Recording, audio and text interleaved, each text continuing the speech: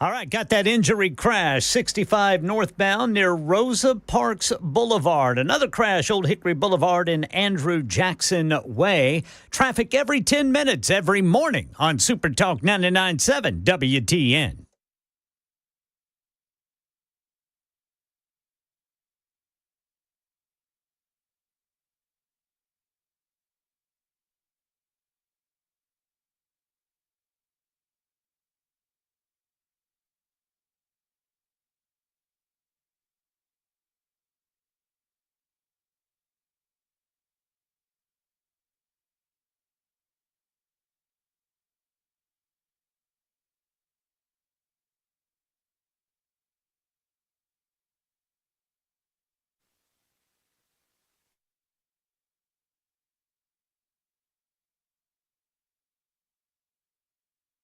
It is 3:07 on Super Talk 99.7. I'm Brian Wilson, and this is The Drive for this Monday, October 7th.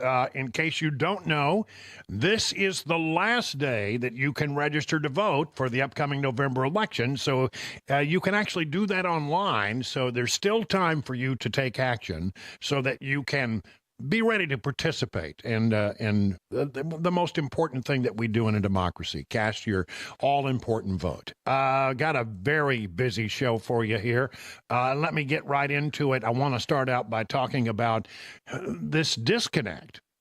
There's a disconnect between what we're hearing from our federal government and what we're hearing from people that are in this disaster zone that stretches all the way from Florida to Virginia and includes, eastern Tennessee, where they're still struggling. I've heard some reports from people who have been there and have come back, and they say you really just can't imagine how bad it is.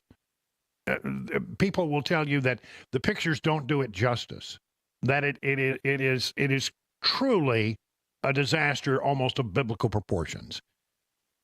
Mudslides, washed out roads, washed out bridges, homes that are just towns, just gone. And it's an overwhelming thing, really. Some of the people, a report I heard this morning, that they said when volunteers go in there, every so often they just have to take a break, and because it is just almost too much. It's like, where do you start? How do you solve this problem? And it's not helping at all. There's another disconnect here, and the disconnect that I'm really concerned about here is exactly, what is going on with FEMA? Because, oh boy, in Washington, all they can talk about is, well, you're spreading lies about FEMA. They're not doing this and they're not doing that. Well, I can't tell that they're doing anything. But everybody says, well, that FEMA is hoarding stuff. It's stopping, it's interfering with people who are trying to get in there and help. And they say that's not happening. But you know what? I keep getting these reports, which seem pretty credible, that suggest that it is happening. Now, this happened in Florida, and I want to, before I even get into the soundbite, I'm going to tell you that this has been resolved by the governor of Florida today. But this is a guy named Christopher Nemethi, who is talking about his attempts to help people in the flood zone down there, and the hurricane zone down there in Florida. He has a company that puts dumpsters. You fill them up, he hauls them away, right? So they got all these dumpsters that are loaded up, and all of a sudden now they have no place that they can take them. And here's his story. They had a sheriff there turning people away and saying, you cannot dump here.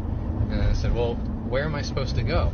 And he said, there's no information online. I said, go online, find the FEMA website. I said, you pull out your phone, you show me where it is. And they started going through it, and then they said, you got to get out of here. You're obstructing traffic, and you can either leave right now or you can leave in the back of the sheriff car. So I pulled away. I went to what's called a transfer station. It's much more expensive. It's a fee that has to be passed on to the client. Otherwise, I would literally be operating at a loss. And they said that FEMA has come in and shut down the landfill, shut down the waste management's transfer station, and we were not allowed to dump there, and we had to go to these FEMA sites. I said, well, where are these FEMA sites? No one can tell us. And they still didn't have the information. So I decided to call one of the biggest companies in the area, definitely a competitor. And I said, look, I'm a smaller business, and I'm curious, do you guys know where we're supposed to empty the storm debris? And I apparently got on the phone with someone pretty high up in the company. I don't know if it was the owner or the owner's son, but he was really well informed, pretty pissed off about the situation. He started to laugh and said, yeah, there's 3 dump sites set up by FEMA, and they're for resident use only. You cannot go in there with a commercial grade truck. You cannot go in there with a commercial grade trailer. You can't go in there with anything with any lettering on it. And they had asked them, well, what do you suggest that we do with the thousands of bins that we have rented out, full of trash, ready to go to the landfill right now? And they said, dump it back in the people's driveways. Can you believe this? I mean, you know, the solution that they said, well, just take it back to where you got it and dump it in their front yard. What an insane thing to say. FEMA will get around to cleaning up on our own. So he said, what do you mean FEMA's going to clean up? They said, over the course of the next year, FEMA will be picking up all the trash. So in the meantime, over the course of the next year, and this is from personal eyewitness thing, as I was dropping off dump trailers, within 2 days, there's mold inside people's homes. That mold doesn't stop growing just because you take the trash out and you put it at the road. It's going to be growing at the road. Today, when I was driving through Shore Acres down Overlook Drive and Shore Acres Boulevard, there are dozens of rats hopping from pile to pile. It is an absolute breeding ground. And they want all that stuff to sit there for a year while they clean up. We got all the stuff picked up. It's in bins. We're ready to go to the landfill, and they're refusing us at the landfill, and they're suggesting that we take this stuff back and dump it in your yards. That is your FEMA in action, ladies and gentlemen. Now, look, the governor of Florida heard about this apparently and stepped in. I heard it on Ken Weaver's newscast just a few minutes ago. He said, look, open up the dadgum landfills and leave them open. And, he'll do whatever he needs to do, I'm sure. But again, what is FEMA doing getting involved in where you can dump your trash? You got to understand that FEMA comes in at the request of the states, and the states are still the preeminent authority, not FEMA. Not FEMA. And as far as the federal government, I mean, you'd think that FEMA would be out there getting it done in North Carolina where there's, it's a battleground state and there's election looming. You want the people in North Carolina to be satisfied with the response from the federal government, and they're still blowing it. People have lost everything. There's nothing here. We're 9 days post-hurricane, and that was the first FEMA drop I've seen here in the Swannanoa area. I haven't seen a FEMA agent yet. This is all local volunteers from abroad, as far as Washington State, are coming out here to help and pick up the slack that's been left behind from our government. And President Trump, he's not even in office, but yet he's still getting a Starlink. He's doing his best. He's shaking all the trees. If we're talking about federal assistance, I didn't see my first FEMA truck until, what is today, Saturday? I didn't see my first FEMA truck until Thursday afternoon, Thursday evening. And all I saw was a FEMA truck with a satellite on it, parked in a corner underneath some shade trees in a parking lot with no signage, no information. I don't know why they're there. The word from the people that we talk to, and they say, when we say, who else has been here, can we help, maybe we can work together, they're like, you're the first ones, or the only other people that have helped us is another private, citizens that are just basically our neighbors or our friends trying to help us. They hadn't seen anyone from the federal government yet. When our vice president talks on the TV about $750 for FEMA, yeah, that's not good. The only information that I've gotten about FEMA actions on the ground has been an attempt to sort of stop some of the volunteer efforts, especially, there's a medical support trailer that's here by volunteers. They have doctors and registered nurses. They're all licensed doctors and registered nurses. They were told they couldn't do what they were doing because it was not being federally controlled or something along those lines. I've seen one helo come in, and I was told that was FEMA, and that was it. Today was the first FEMA delivery that I've seen or I've heard of in the entire region. So there you go. Again, that's your FEMA at work, right? Listen to this. This comes from the Tennessee Star. Tells the story of Mike Von Steuben, a North Carolina business owner who organized a caravan of 10 vehicles loaded with generators, filters, charcoal — you need charcoal to cook out — blankets, and said the group was turned away by FEMA personnel at the Pensacola Volunteer Fire Department in Burnsville who had taken over the station and were doing an inventory of supplies.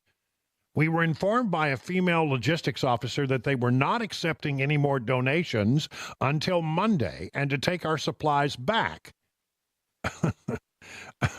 Some locals who were distributing supplies from that fire station told us that FEMA had taken over and was doing an inventory, and they were only distributing animal feed and hygiene items like toilet paper.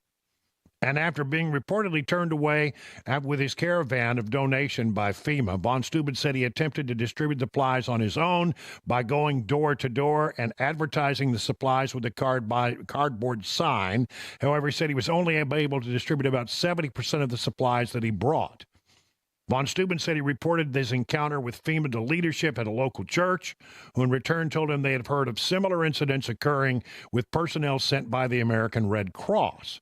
FEMA and the Red Cross seem to be methodically taking over distribution centers and shutting them down to inventory them. They also sent representatives to our distribution point at the church, but left us alone. Von Steuben said his advice for other volunteers looking to donate supplies to victims of the hurricane would be to send donations to local churches and to send a route recon ahead of any planned trips to ensure the roadways are open and distribution centers will accept and not turn away donations. He said the incident is frustrating, noting how he and his group put their own lives and vehicles at risk to navigate roads that were ravaged by the hurricane, only to be told, go away. Now, look, I mean, FEMA has even launched a rumor website where they say these things aren't happening, but these stories don't come out of thin air.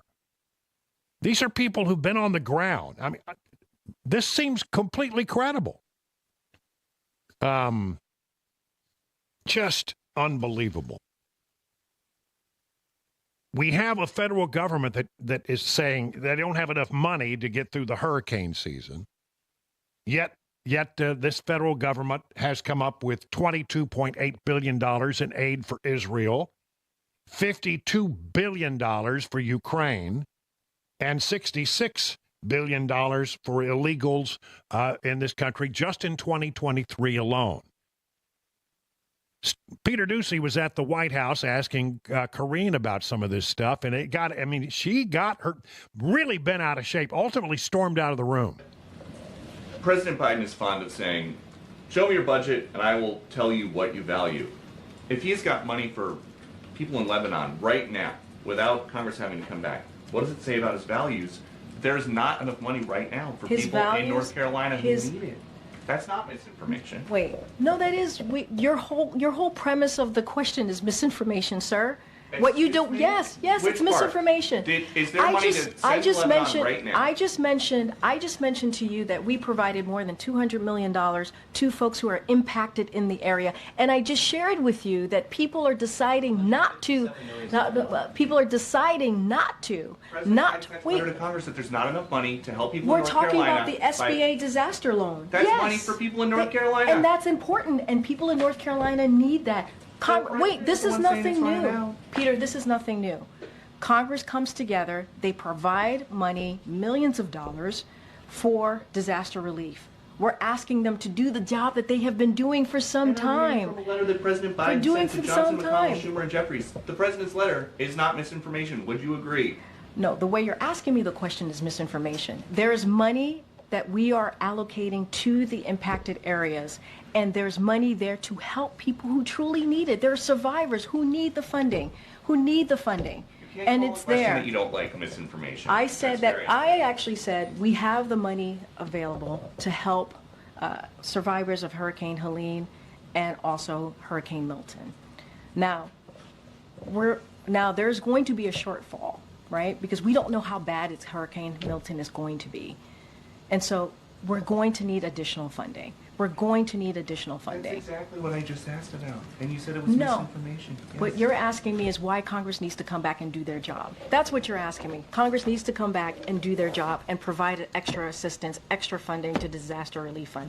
That's what Congress needs to do, and we're going to continue to urge that. You may not want that, but that's okay. That's what this president wants, and that's what the vice president wants. Thanks, everybody. And she storms out the room. Well, the fact of the matter is she's really being very careful in the way she says things. She says, we haven't transferred, any money from, hurricane relief into the support for the illegal aliens and their housing. But the bottom line is their priority was to provide, and just in 2023 alone, the whole thing that with illegal immigration to this country cost you and me, the taxpayers, $66 billion. That's their priority. Tom Cotton was asked this question on Meet the Press. I know you heard it if you were listening to Matt Murphy, but it really bears being played again because he disabuses people of the notion that this can be easily fixed. It can be easily fixed if they just want to take a little money out of the money they've set aside to help illegal aliens, transfer it back into the account. It's done all the time. My broader question to you, I think, is about this misinformation. Do you think this is a time to put falsehoods aside, like the idea that FEMA funds are being redirected to migrants, which is just not true? Well, it is true that FEMA and the Department of Homeland Security have been spending billions of dollars on migrants. Now, I understand some people say they're separate funds, but we just passed a short-term spending bill. It's very common for the administration to come and ask for permission to move money between funds. That is a key point right there. They can move money around. All they got to do is ask for permission. It's not a hard thing. It can be done by unanimous consent. Congress doesn't even have to return. Especially to prepare for emergencies. And second, I would note that this administration seems to have no problem finding money when they want to spend it on their priorities. When they need hundreds of billions of dollars to pay off student loans for graduate students in gender studies programs, they somehow find it. When it's trying to get helicopters to deliver food and water and cellular service and life-saving medicine into these mountain valleys, they somehow can't seem to find the money. That's right. He has it exactly right. It's about priorities, and it's very clear where the priorities of the Biden administration are. 22 past the hour.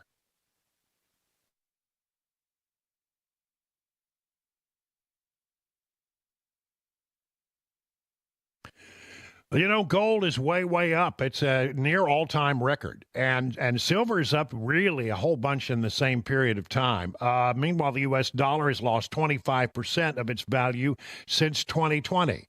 You know what this is? Government-induced inflation, stealing your wealth, and it doesn't seem that Washington, D.C. has any plans to stop. Gold and other precious metals can be a great hedge against inflation theft. Oh, it's an election year. Politicians will promise you that they're going to cut their spending, but you know how that goes. That's why no matter who is in office, gold protects you from the D.C. spending spree. And where do you get that protection? Well, reach out to my friends, Kyle and Hannah, at Nashville Gold & Coin. They'll take great care of you, keep you well informed on all precious metal opportunities. Act now. Get your shield against out-of-control government spending. Go to NashvilleGoldandCoin.com. That's NashvilleGoldandCoin.com and set up your appointment today.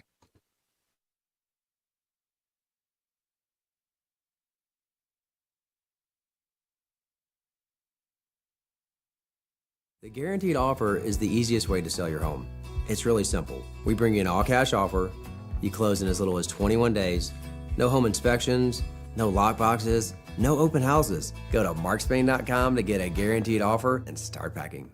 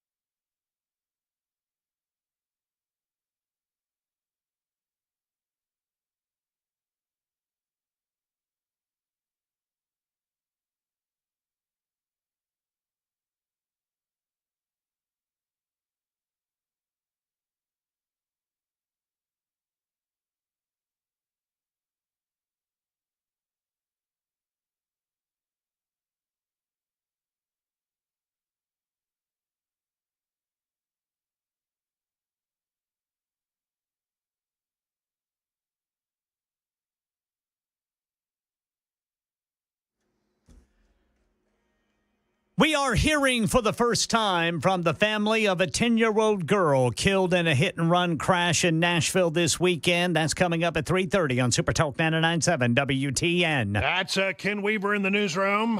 Hello, Ken. Also in the control room today is Jeff Malinoff, who is in for the vacationing Chris Weber. I don't know. He didn't ask me. I thought I was supposed to. He just takes off. Yeah, where'd he go? I don't know. No, he probably doesn't want anyone to know. He's definitely deserved some vacation time off because he has to put up with me all the time. I want to get back into this whole thing about FEMA and money. Story from Fox Business.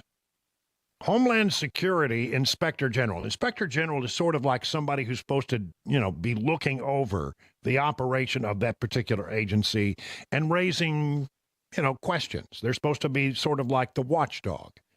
And they've got a good one over at the Homeland Security Department. It says that FEMA has plenty of money.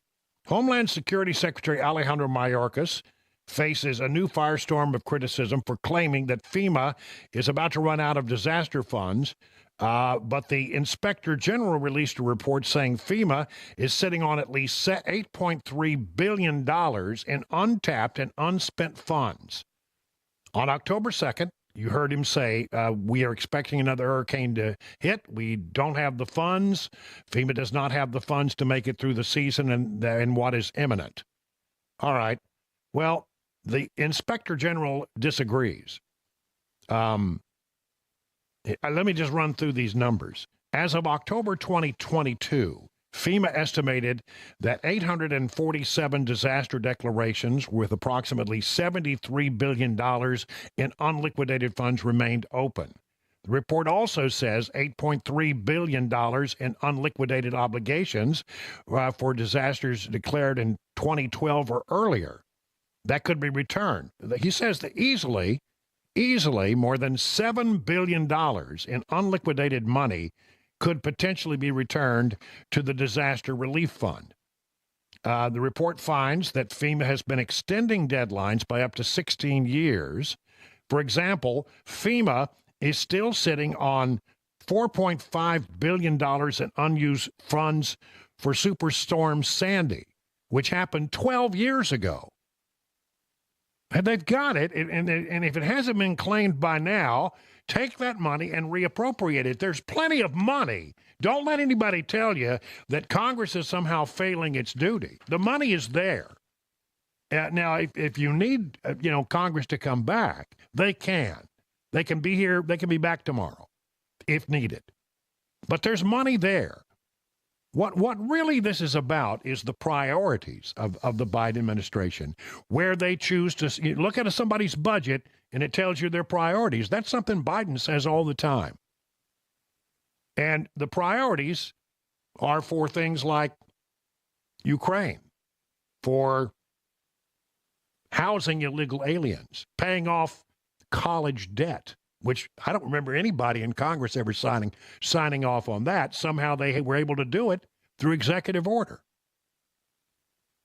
This thing is a disaster, and they are playing games with you when they say they don't have the money. Time for the news at 31 past the hour.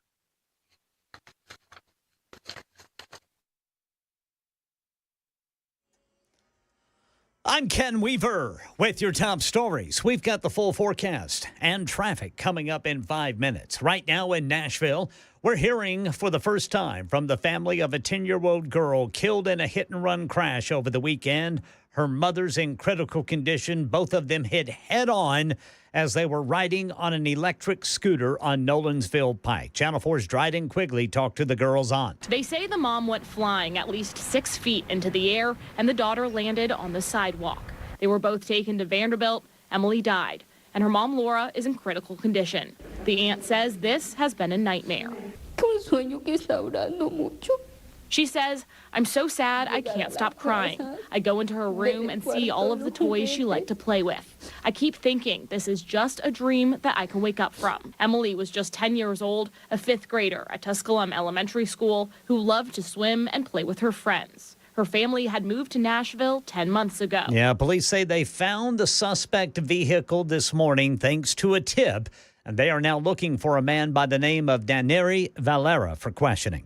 Hurricane Milton has rapidly strengthened to a Cat 5 storm. A deputy director of the National Hurricane Center, Jamie Rome, says there are evacuation orders up and down the Florida West Coast. People really need to have all their preparation done by sundown Tuesday. Or if you're going to evacuate, have that completed by sundown Tuesday.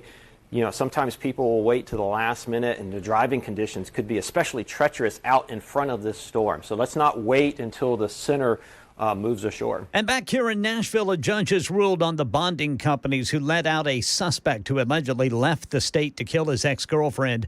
Channel 4 says the court found no rules were broken, but mistakes were made by Brooks Bail Bonding and On-Time Bonding when they let Bryson Rivers out of jail.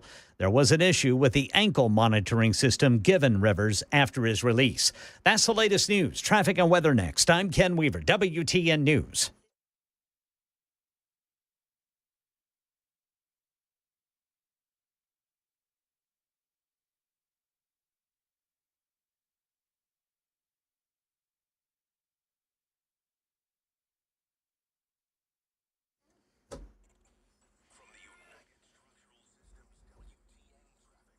All right, got a brand new crash to report. This is going to be 440 eastbound right before I-65 and then still working 65 northbound near Rosa Parks Boulevard. Traffic every 10 minutes every morning on Super Talk 99.7 WTN.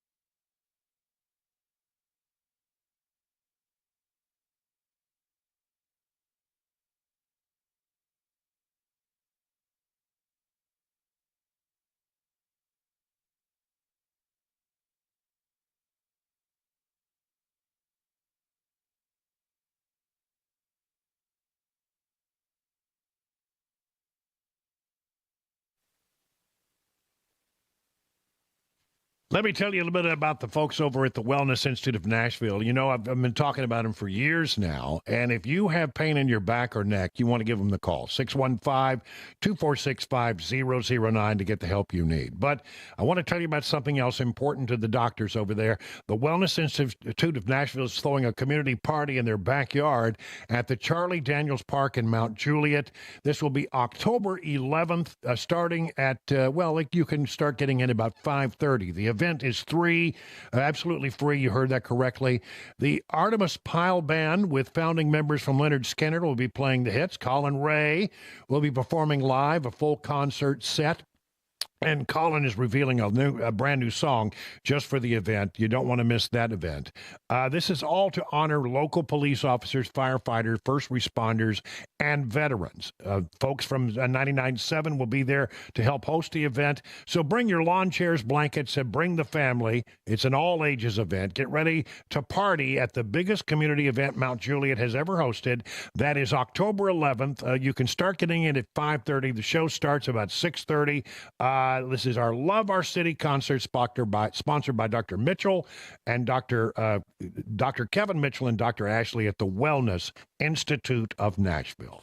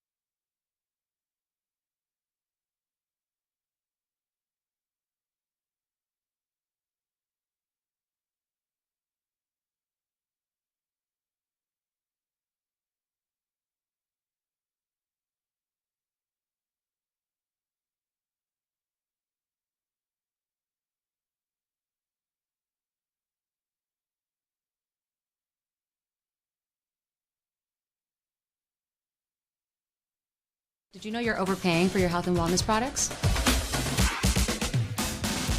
With over 20 company-owned brands offering its members vitamins, supplements, wellness, and skincare products, you're able to save up to 70% off retail. Members Nutrition can't change your life, but we can change the way you live.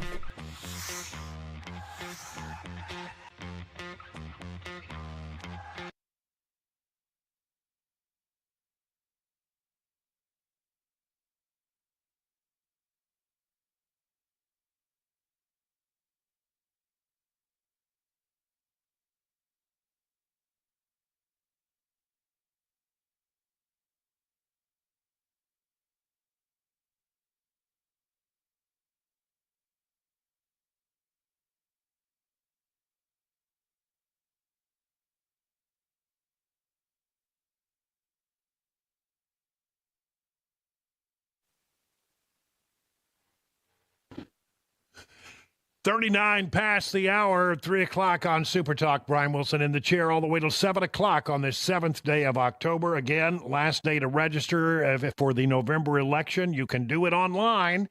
Go check it out. Go to the state, the Secretary of State's office, and they'll give you all the details on how to do that right on there on the World Wide Web.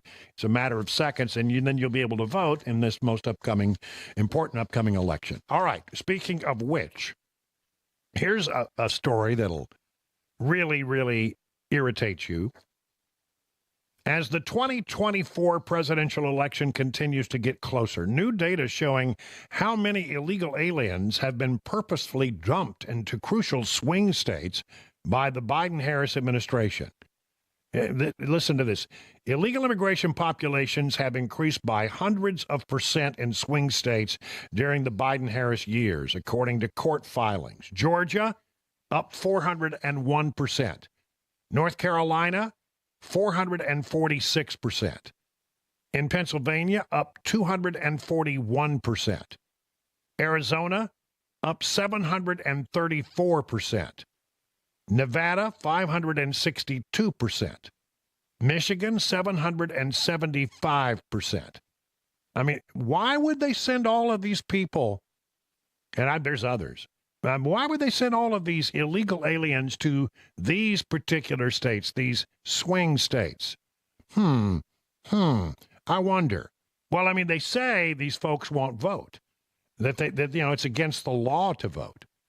Well, if that's true, then tell me why in the swing state of Arizona, they have 78,000 non-citizens on the voting rolls. 78,000. Remember, this is going to be a very tight election. 78,000, votes could easily swing this thing one way or the other. So, and you say, well, I mean, we keep hearing it time and time and time again. Oh, no, it doesn't happen. It doesn't happen. All right, if that's true, then tell me why this report from Fox 2 in St. Louis says they found evidence of organizations encouraging illegal immigrants to vote in the upcoming election. An investigation by Fox 2 finds non-U.S. citizen migrant workers are being encouraged to vote in November's presidential election. Fox Files investigator Chris Hayes found this out after an employer of migrant workers alerted him. These union mailers were just sent to non-U.S. citizen migrant workers. They say, quote, stop the steal by stopping Trump's allies, vote for Harris Walz and pro-worker candidates. Here's 11 of the mailers addressed to non-U.S. citizens mailed to their workplace, which alerted Fox 2. The business, which specializes in landscaping, does not want to be identified. The company's manager told us their migrant worker employees who are from Mexico are all background checked and have legal H-2B visas, which allow their temporary stay here. The manager explained the migrant workers are also allowed to have union representation and that they pay dues to their union, called LIUNA.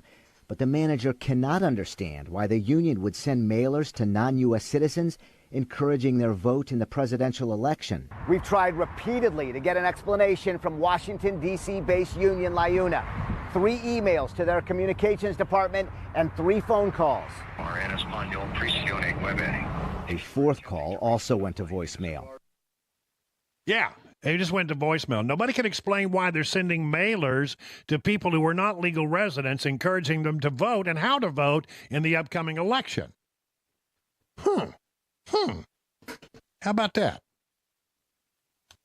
We have new numbers. And again, I don't think these numbers capture the real vastness of the number of illegal aliens who've been able to cross the border into this country. A minimum of 1.5 million foreign nationals illegally crossed the southwest border in fiscal year 2024. See, the fiscal year runs October to October. So they can figure that out now, right? October 1 to October 1, it's 1.5. That's the official number, according to preliminary data that the Center Square exclusively obtained from a Border Patrol agent on condition of anonymity for fear of reprisal. This is from justthenews.com. The data excludes Office of Field Operations data, got-away data, those who illegally entered and evaded capture, and northern border apprehension data, meaning the overall number is very much likely higher. It also excludes the 1.3 million inadmissibles released into the U.S. through 2 parole programs created by the Department of Homeland Security.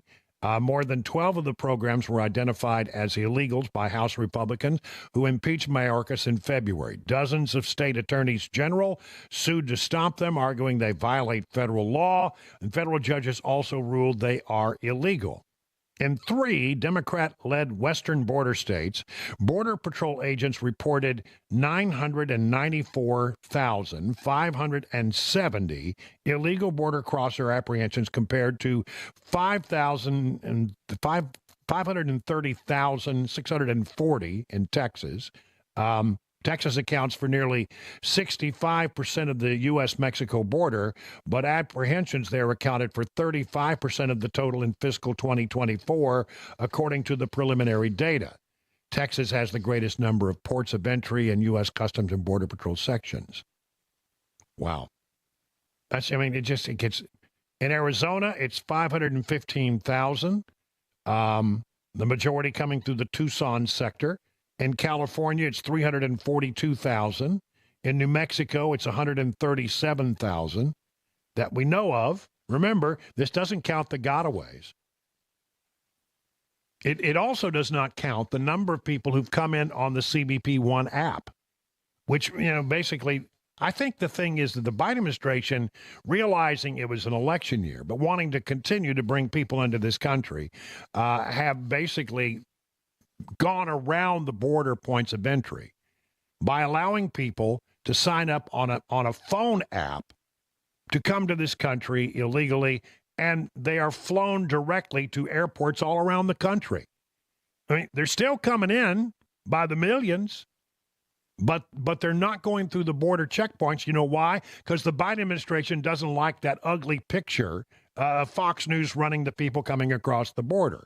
They want to be able to say, well, we're all focused on the border numbers. Well, the border numbers may be down a little bit, but how many of them came in through the CBP One app? See, that's the thing. That's the thing you don't know. And again, the other thing you don't know is you got your known, you got your unknown, and then you got the unknown unknowns. The unknowns are who they are. We don't know who they are because they were able to evade law enforcement. We know they came across the border. Either we saw them on cameras or we picked them up on sensors, and we know they came across. Okay, so those are the known unknowns.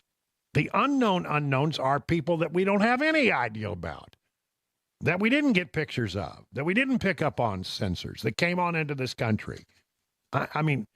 Nobody really knows how many people are here. Nobody really knows who a lot of these people are or what they're up to. And even when there is some, cursory vetting, some really bad people have been let in this country. Bad, dangerous, dangerous people. New report from the Inspector General of the Homeland Security. It says it has a clunky title. CBP, ICE, and TSA did not fully assess the risks associated with releasing non-citizens without identification into the United States and allowing them to travel on domestic flights. They didn't do their due diligence. 2.4 million encounters at the southwest border alone. Clearly, the top priority for border officers is finding out who the illegal border crossers are. Most of the procedure officers are instructed to follow. The procedures that officers are instructed to follow are based on the premise that the officer succeeds in finding out who the crosser is. And here's what the officer is supposed to do then, again from the report. If CBP or ICE immigration officers yield derogatory information, depending on the nature of the information, citizens may be 1, deemed inadmissible and refused admission, 2, detained, or 3, released into the United States pending immigration hearings or review of their admissibility claims by an immigration judge, which will happen, I will add, 10 years from now. However the case is handled, in every case, the officer assigns each non-citizen an alien registration number known in the biz as the A number that will be used in all paperwork concerning the particular illegal border crossers. And here's the thing. What if the illegal border crosser does not have any identification beyond the A number that the U.S. government has just given to them? I mean, what we found is there are actually these stories out there that say that just before you get to the border, what they find are people have just like thrown away all of their identification. They used them until they got up to the border, and then they dumped them. Why? Because they didn't want the immigration officers to have any information that could find out who they truly are. Anybody who comes in and says, you know, hey, I just don't feel safe going back home. That's all they need to hear. Stamped. Big old rubber stamp. That was my impression of a big old rubber stamp. Did you get that? Yeah. I knew exactly what that was. You did? Yes, sir. Yeah, good. So it's an absolute disaster.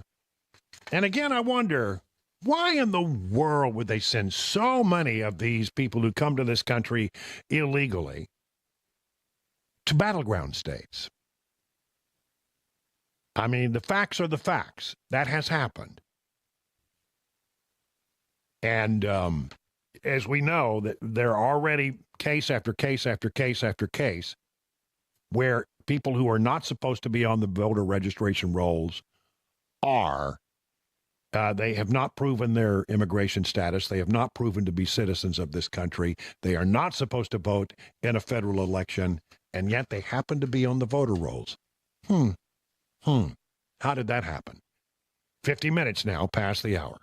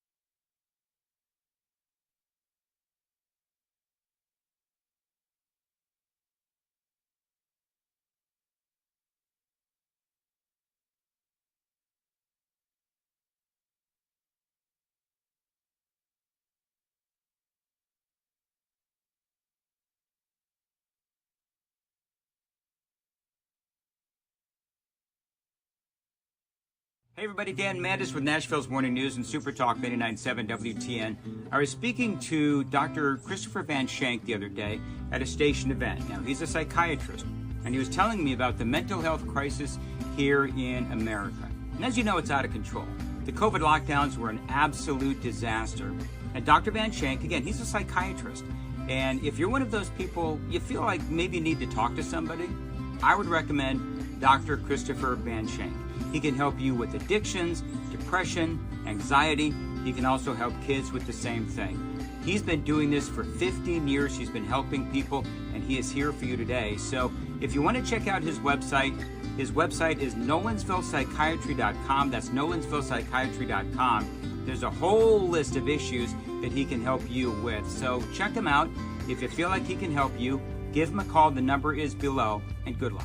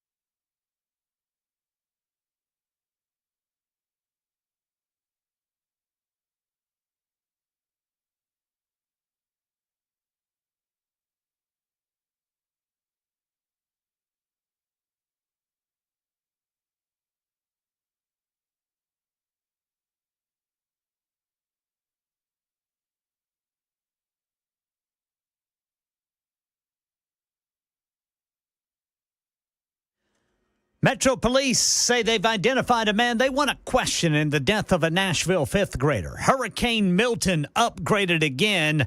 These stories and more at 4 on Super Talk 99.7 WTN. All right, let's take a look at the markets. Dow Jones Industrial down almost 400 points, 398 points and change. The S&P down 55. The NASDAQ is down 213, almost 214 points. So a lot of red on the major indices. What's driving it? Let's check in with Ty Draper over at Beacon Capital Management. Hello, Ty.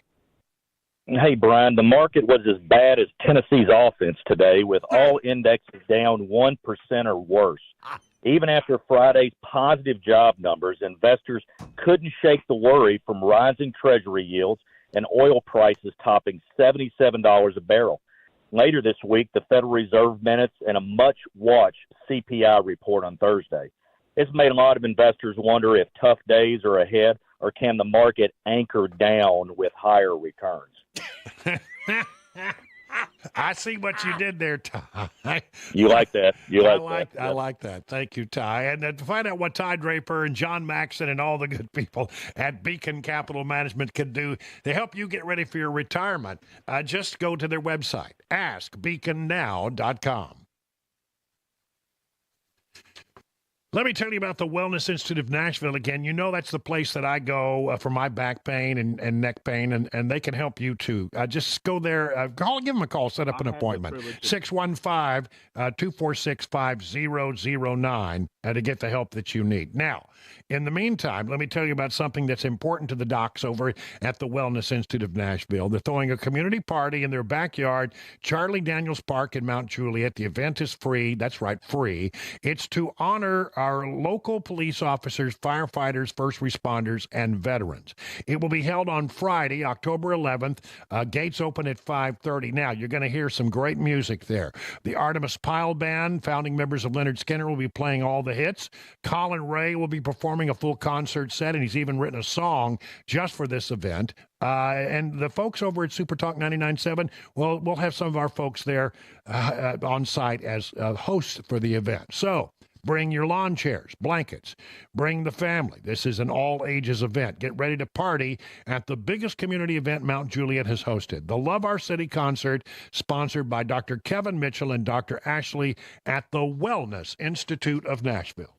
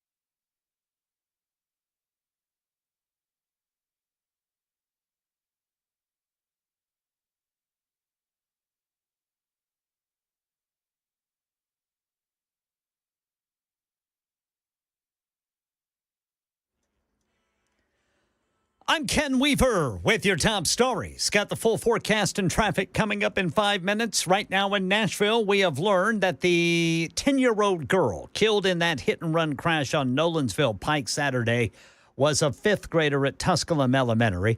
Emily Santos Ramirez and her mom, Laura Ramirez Gonzalez, were riding on an electric scooter Saturday night when witnesses tell Channel 4 they were struck by a speeding car. That car hit them head on.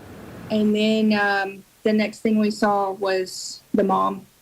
She was in the air. Emily died. Her mother, Laura Ramirez Gonzalez, is in critical condition. Police say they recovered the suspect vehicle today thanks to a tip, and they are now looking for a man by the name of Deneri Varela for questioning.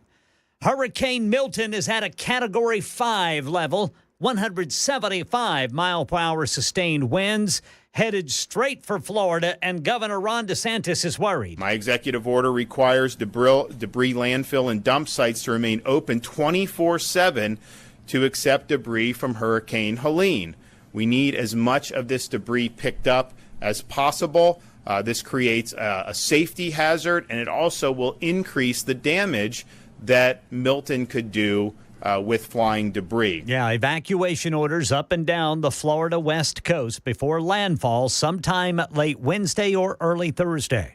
And right now in Tennessee, Cosby, Republican State Rep Jeremy Faison, describes the kind of effort it is going to take to fully recover from Hurricane Helene. This is a long haul. This is a marathon to get us back in East Tennessee, these 8 counties, back to where they're operating at par.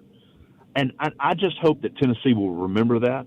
I hope that when it comes time to rebuild, that we'll see people show up and say, you know what, I know how to put sheetrock up. You know what, I know how to do plumbing. I know how to do and just be willing to come up and still help. Representative Faison says he's been told by Transportation Commissioner Butch Ely that I-40 will be reopened, but as a 2-lane highway into and out of North Carolina in 2 weeks. And it's the first Monday in October, the first day of the new Supreme Court term. In addition to turning down a Biden administration challenge to Texas abortion ban, the court declined to intervene in other matters, Here's Stephen Portnoy. On its first day of the term, the High Court rejected singer R. Kelly's appeal of his sex crimes conviction and his 20-year prison sentence. The justices also rejected former pharmaceutical CEO Martin Shkreli's effort to overturn a $65 million fine for blocking competitors to the life-saving drug Daraprim. The court will allow an Alabama couple to sue an IVF clinic for wrongful death and the loss of a frozen embryo. In that, the justices declined to overturn a ruling by Alabama's highest court that sparked nationwide concern over access to IVF treatments. That is the latest news. Traffic and weather next. I'm Ken Weaver, WTN News.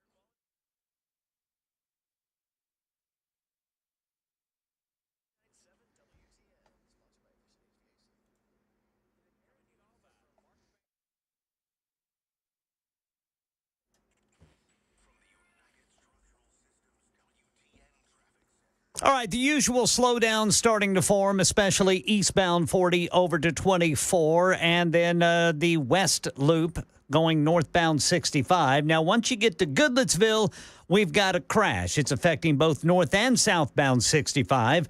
Northbound, the left lane is blocked there at Rivergate, and then southbound, the right 3 lanes are blocked just after Vietnam Veterans Boulevard. Traffic every 10 minutes every morning on Super Talk 99.7 WTN.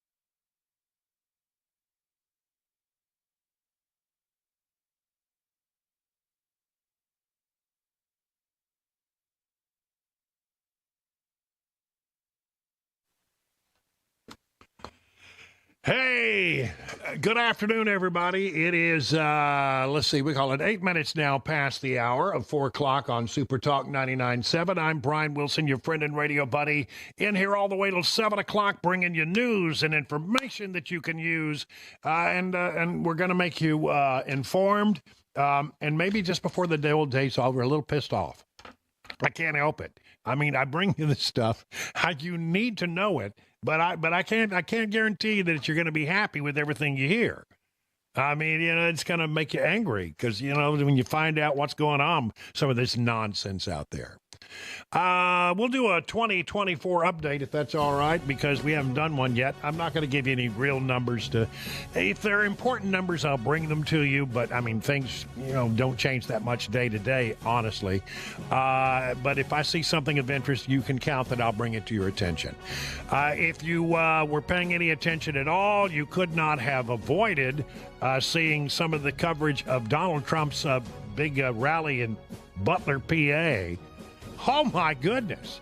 100,000 people, according to Laura Trump, were there to hear Donald Trump and Elon Musk. I mean, it was a sea of people packed in as tightly as you could possibly imagine, shoulder to shoulder. Just a sea of red MAGA hats is all you could see. And the president was in rare form. And this is how he started. Lee, thank you very much, really. And thank you, a very big thank you to Pennsylvania. We love Pennsylvania. And as I was saying... Before I was so rudely interrupted...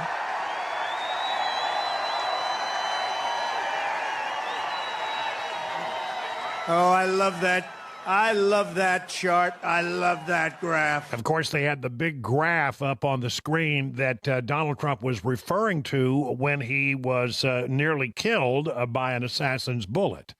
So it was a great event. And if you're the Harris campaign and you see how many people showed up there in Butler, Pennsylvania, 100,000 people at a rally is just almost unheard of. That is a big old rally, let me tell you. And you've got to be a little nervous in Pennsylvania where things are so tight. We'll get into some of the analysis of where the election stands in a moment. I want to move now to George Stephanopoulos. George Stephanopoulos has become, I don't know how else to say it, harsh and embittered and angry every time he has the opportunity to talk to somebody who happens to be on the other side. And I say that because, George Stephanopoulos is a partisan. He puts on that nice, warm, fuzzy thing for Good Morning America, but he's a partisan. And honestly, when he starts to talk to anybody who's on the other side, he just gets a scowl on his face. And the question become, highly partisan. Here he is talking to the Speaker of the House, Mike Johnson, and asking him, do you think that it's appropriate for Trump's people to say that it's the rhetoric from the left that's causing all of this embittered hatred toward him and led to the assassination attempts? We all just saw what both President Trump, former President Trump, and his son Eric said. Eric actually did specifically reference Democrats. He said they tried to kill him, and it's because the Democratic Party, they can't do anything right. Do you support those comments or not? Well, that's the question, right? And he had look, you have the Speaker of the House giving an answer, and quite frankly, it really doesn't matter. The questions are what give Stephanopoulos away. Here are some of the other questions he asked of the Speaker of the House. These are just the questions. Listen very quickly. It's only 20 seconds, but here are some of the questions that he had for the Speaker of the House. For the president and his family to suggest that Democrats are behind the effort to assassinate him? Is it right for the president and his family to suggest that... I'm so sorry. Let's try that again. Is it right for the president and his family to suggest that Democrats are behind the effort to assassinate him? Can you say unequivocally that Joe Biden won the 2020 election and Donald Trump lost? Wow, we're still doing that. If every state completes the certification process successfully, will you accept the results, even if Kamala Harris is the winner? Yeah, I mean, those were the questions. Excuse me. We have millions of people who are impacted by a horrific hurricane and flood of biblical proportions. Not one question about that. Not one question about that. No, it was all about, trying to play gotcha with the Speaker of the House. Looking at the numbers, again, I'm not going to get into numbers, but I do think there's a couple of interesting things that are happening.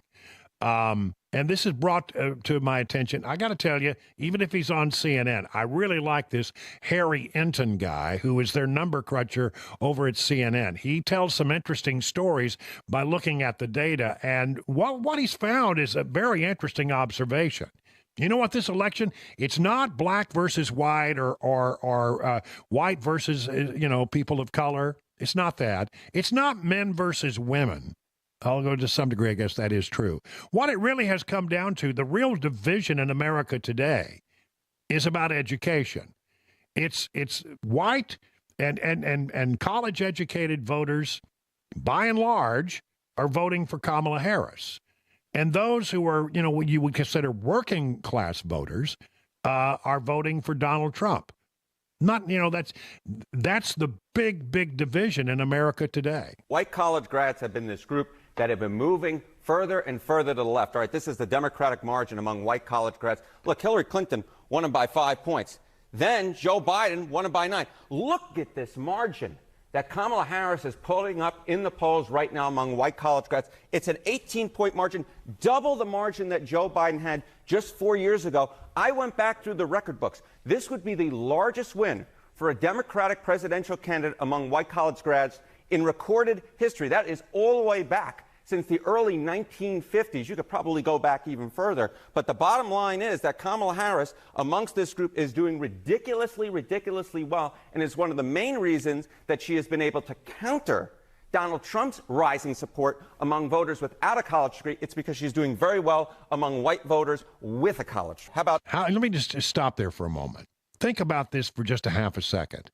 Why would Kamala Harris and why would college-educated voters over the years trend more and more to the left? What could be happening on these college campuses that would cause people who spend time in institutions of higher learning to move to the left?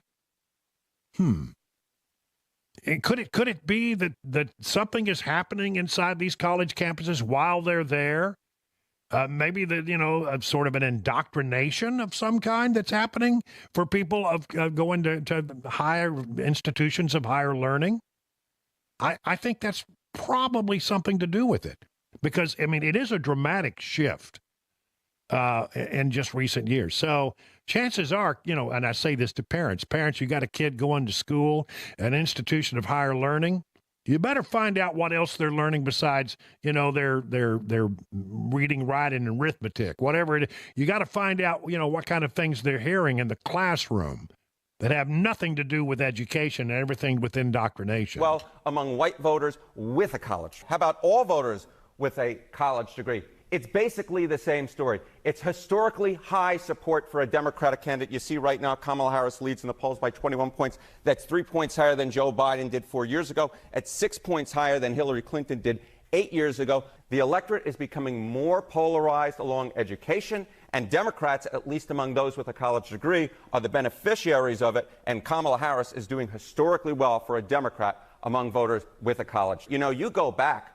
44 years ago, just 21% of the electorate had a college degree. You go back 24 years ago, 31%. You go back 4 years ago, you're up to 40%. This year, it looks like a historically high proportion of the electorate, 41%, will have a college degree. More and more voters with a college degree. It's part of what flipped the great state of Georgia right. Those voters with a college degree in the suburbs of Atlanta. This is a big reason Kamala Harris is still in the race right now, because even though she is losing a little bit of support among voters without a college degree, she's gaining rapidly among those with a college degree, specifically white voters with a college degree. Either way you look at it, historically high support. And that is the great thing we're going to be watching down the stretch of this campaign. Does Donald Trump, the support that he's pulling among working class, counteract the support that Kamala Harris is gaining among those with a college degree? That's the battle going down the stretch. At this point, we're not sure which side's going to come out on top. Yep, but isn't that interesting? That it's, we talk about, the gender gap. We talk about,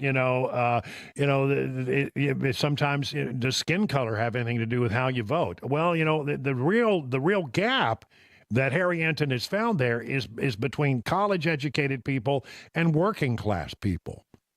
Big difference there, and it may well be something to watch on election night. Now, over at, I think it's CBS, it's, no, NBC, it's Steve Kornacki. Steve Kornacki is their number cruncher. And he's been digging into the swingiest of all the swing states. That would be Pennsylvania. This takes about a minute. Let's jump. Well, I'll tell you what. Let's take a commercial break. And when I come back, I'll play this soundbite.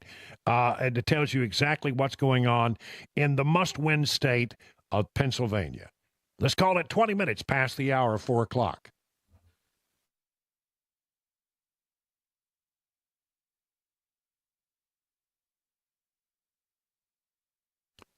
You know, United Structural Systems is the place to go for foundation repair, waterproofing. They've been in Middle Tennessee since 1994. More than 25,000 satisfied customers. And, you know, we've really have been through what can really cause foundation issues. Why is your foundation settling? Why are you have bricks that are cracking or walls that are bowing or doors or windows that stick in? Well, it has a lot to do with the weather. I mean, when you have a big, long, dry spell like we had this summer, followed by a period where you had a lot of rain like we did just the other day, this is when they really start to show up. The other thing you want to look at is look in your crawl space. Do you have water in there? That's not good. That is really not good. And they are really good at doing waterproofing work. They're coming to my house to do some of that just this week. The other thing, what about concretes that slabs that sink or slope? Or porch steps that are tilted. Well, you know, the folks at United Structural Systems can help that. They have something called the USS Polylift system. It works very quickly. You can walk on it immediately, drive on it within 30 minutes. They say don't replace it, raise it. It's cheaper to do that, actually. Here's the number, 615-488-7855. Learn more at ussTN.com.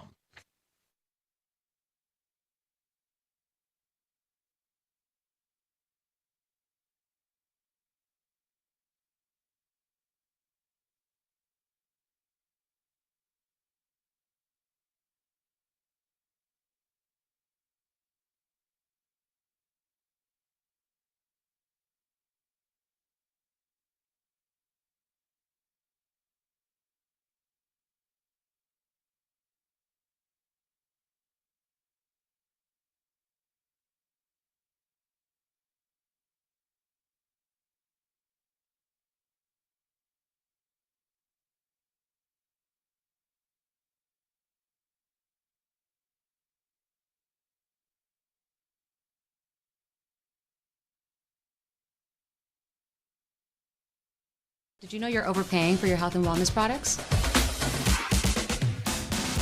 With over 20 company-owned brands offering its members vitamins, supplements, wellness, and skincare products, you're able to save up to 70% off retail. Members Nutrition can't change your life, but we can change the way you live.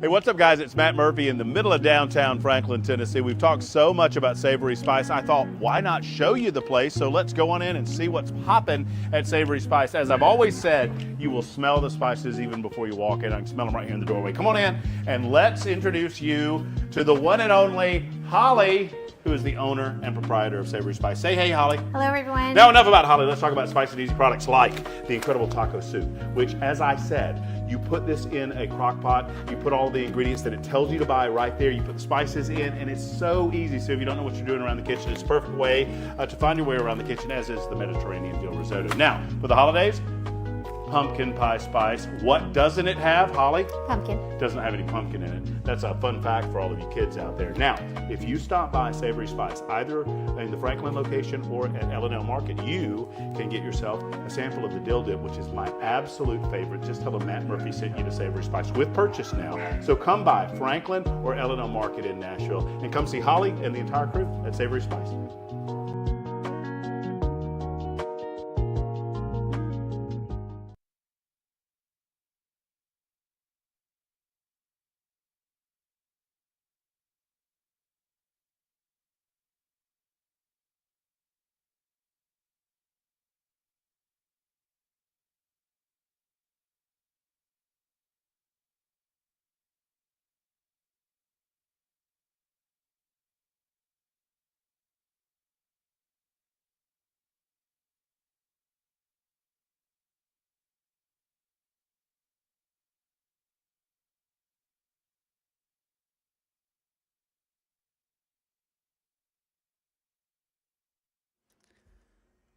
Metro Police say they got a tip in the investigation of the death of a fifth grader. And an East Tennessee lawmaker describes the impact a conservative activist and Elon Musk had in the immediate aftermath of Hurricane Helene flooding. That's coming up at 4:30 on Super Talk 99.7 WTN. That's Ken Weaver in the newsroom, and we got Jeff Malinoff in the control room today. And Jeff has said that he's going to try to join us. He's going to try to, big shoes to fill there with Chris Weber being gone. But Jeff's going to try to join us for the Three Amigos. All right. I will try to do it justice. The standard is very high for this segment. You don't understand what you're walking into. You got to bring your A game. Yes, sir. Mentally prepared. Okay, sounds good. Well, we'll find out about that. Now, yeah, we will. Challenge accepted. Ken and I will be the judges of that, won't we? My judge, juries, and executioners when it comes to my radio career. By the way, let me just say, while I continue on with our segment from the 2024 election, today is the last day in Tennessee to register for the November election. And here's the good news. You don't have to stop by in person. You can do this online right on your phone. Go to sos.tn.gov. SOS stands for Secretary of State. .tennessee.gov. It's his website. And then you will find a link there that will allow you to register to vote. And, you got to be a U.S. citizen. What a concept. You must be a resident of Tennessee. Again, that would be a good thing. Yeah. And you must be 18 years or old on or before the next election. If you're 17, but you're going to be 18 before the election, you can go. And you go in and you just fill out all of the required statements, and basically you're making a statement under oath. So you gotta be honest about it, right? But that's how you do it. And remember, when you show up at the election on polls to cast your ballot, and I'm hoping many of you will do that early. You have to show proof you are who you say you are. A driver's license at the very least, or some other things. So there you go. It's sos.tn.gov, and you can get registered to vote in time for the November election. Okay, we were talking about Pennsylvania, and it's the swingiest of all swing states. Here is Steve Karnacki from NBC giving his readout on the Keystone State. We've been tracking this week to week the average of all of the major national polls. Kamala Harris continuing with that 3-point advantage in the average over Donald Trump. But of course, Donald Trump lost the popular vote in each of the last 2 times he ran for president. And one of those times in 2016, he was still able to win through the Electoral College. So let's take a closer look then at the states, at the 7 core battleground states. Again, you're looking at our poll averages in here. The headline obviously continues to be it's very close everywhere.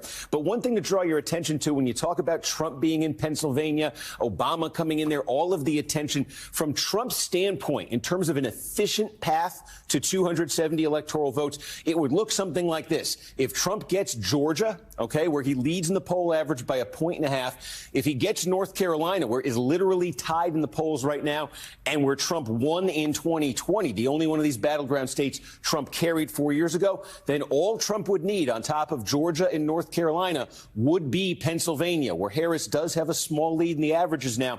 But Trump getting those 3 would get him to 270. So that's the importance for him, and for Democrats, the importance of blocking that path for Trump in Pennsylvania. And look at this. When Donald Trump first came on the scene, back in 2016, the Democratic advantage in party registration in Pennsylvania was over 900,000 votes. Listen to that. Almost 1 million votes more Democrats in 2016 in Pennsylvania, registered Democrats, than there were Republicans. But listen, it's getting better. 2020, look now, in 2024, that's been cut almost in 2/3 there, down to about 330,000. Wow. So that means that they're the evening up of the Republicans and the Democrats really means a lot. So, it's going to be really, really close. In Pennsylvania, I got to tell you, I think it's going to come down to the ground game. Who can get their people out to vote? And look, as I've said this many times, Pennsylvania, it's a hard nut to crack when it comes to polling. You want to know why? Well, you got Philadelphia on the right, you got Pittsburgh on the left, and then in the middle, it's largely rural. And when people go in there to do polling, they tend to overpoll, I think, in the big metropolitan areas. Erie's number 3, all right? And then they're not getting a good read on what's going on in the middle of the state. Some of that is because, and it's really true, you're dealing with how do you get polling data from the Amish? You know, they don't have telephones. They don't have cell phones. And it's very hard to get. I mean, that's that is a significant part of what goes on in the middle part of the state. There is a large population of Amish people there, so it's really hard to get a read on that. So what's really going? And by the way, the Amish trend to vote Republican. So it'll be interesting to see how this all plays out in the next few days. But nothing is more important than getting a good bead and watching closely what happens in the Keystone State of Pennsylvania. Time for the news at 4:30.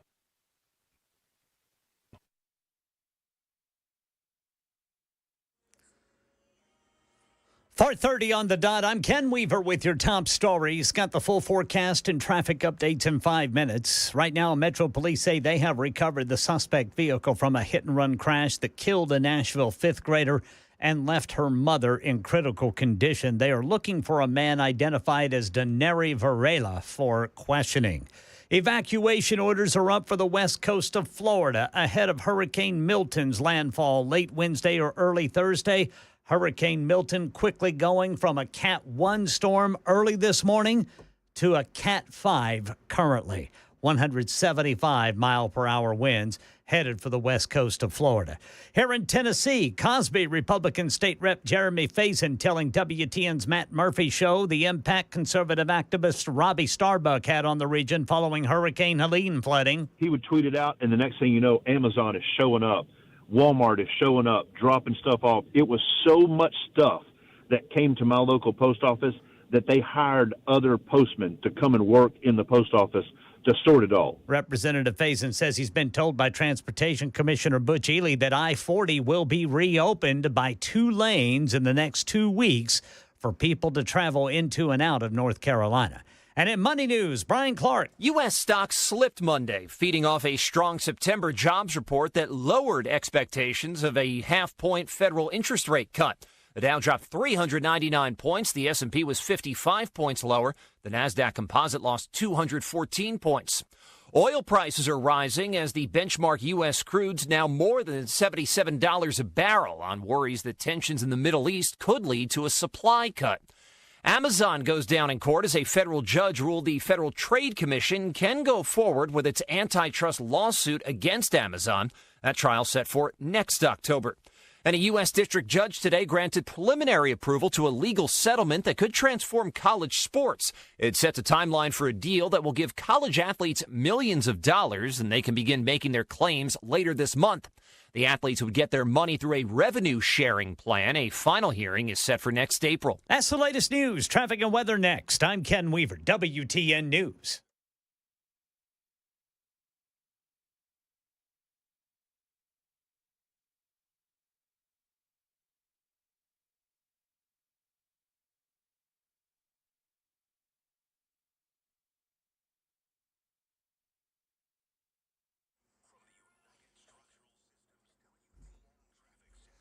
All right, got a crash 24 eastbound at Briley Parkway. That's going to be exit 54 and Gallatin Pike at Old Hickory Boulevard, then 65 southbound after Vietnam Veterans Boulevard at Rivergate. Traffic every 10 minutes every morning on Super Talk 99.7 WTN.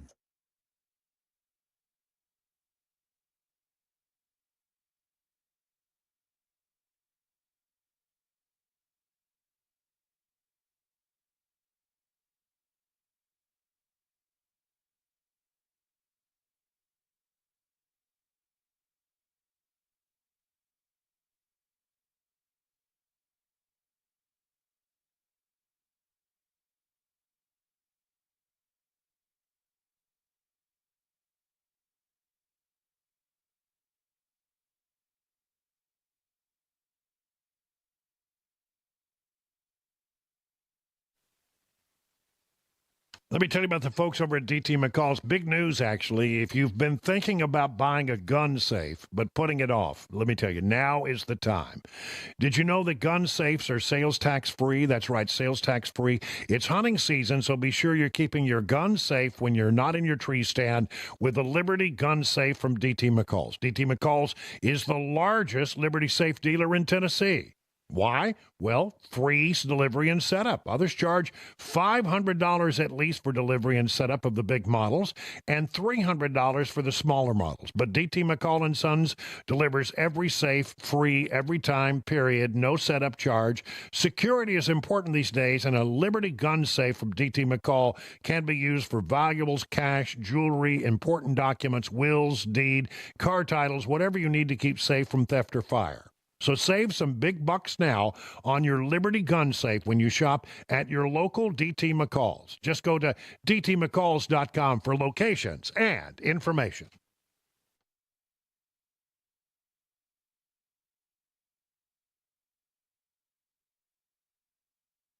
The guaranteed offer is the easiest way to sell your home. It's really simple. We bring you an all-cash offer. You close in as little as 21 days. No home inspections, no lockboxes, no open houses. Go to markspain.com to get a guaranteed offer and start packing.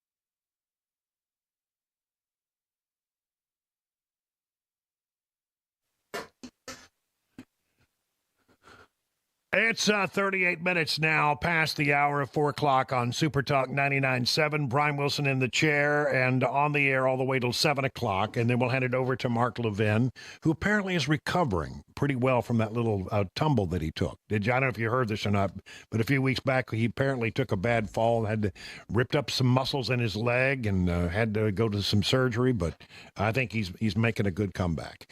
Here we go. Some swamp news. Really, it has to do with the filibuster. The filibuster in the United States Senate. This is, I can't begin to tell you. It becomes frustrating at times when, you're the party in power and the Democrats control the Senate. You can't get what you need out of the Senate because of the filibuster. Basically, the filibuster is this. Any controversial language, any controversial matter that comes up in the United States Senate for a vote, it doesn't need, 50 or 51 votes. If you're, it depends on whether, the vice president's in the party in power. But it takes 60 votes. That's the bottom line. Difficult things in the Senate take 60 votes. Why? Well, because anytime there's a controversial thing, some senator will say, I will filibuster on this. You don't even have to do the filibuster. Just the threat of the filibuster is enough. Because, nobody wants to get into that mode. And so what happens is, if you want to break a threatened filibuster, you got to invoke cloture. And invoking cloture is just a fancy word for saying we're going to end debate and we're going to do a few more hours of a debate, and then we're going to take a vote at a time certain. Take 60 votes to invoke cloture. In other words, if there is a filibuster, you got to have 60 votes. If there's a threat of a filibuster, you got to have 60 votes, not 50. During a 2019 donor event, writes the Wall Street Journal, held at the home of John Legend, the performer, in California, the pop star pressed lawmakers on how they would actually pass the policies they were proposing, given the hurdle of the Senate filibuster. And as I said, that rule requires 60 votes for most bills to advance if they're complicated or controversial, rather than a simple majority. Legend and the Democrats wanted to end it. This was the first time I heard that raised at a fundraiser, said Senator Jeff Merkley, Democrat of Oregon, who was at the event. Now it's commonplace. After years of rising complaints from activists and donors, Senate Democrats say they are working to find a way around that rule so they can manage to win both the White House and the Senate in November. Senate Republicans say they're fiercely opposed to any changes, while former President Donald Trump remains a wild card on the issue. The filibuster effectively gives the minority power veto power and the minority party veto power, and has frustrated Democrat efforts on issues including voter rights and abortion. And the Democrats want to do away with the filibuster rule. I can't begin to tell you what a horrible idea that is. And quite frankly, I don't know why they want to mess with it. The last time they messed around with that, they said on other judicial nominations, you don't need 60 votes, you need 51. And what they ended up with was you ended up with a Supreme Court, quite frankly, that is, a 6-3 majority conservative. It bit them on the butt. I don't know why they want to do away with the filibuster on legislation as well. So this would be a horrible, horrible idea.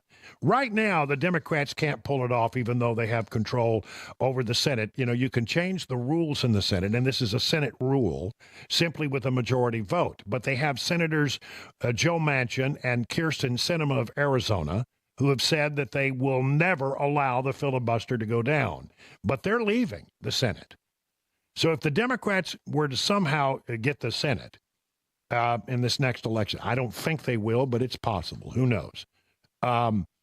And Kamala Harris won, then those last two holdouts that were stopping the Democrats from changing the rules, and because they're the majority party, they can control the vote on that, coming up with a majority to change the rules, simple majority, and doing away with the 60 vote requirement.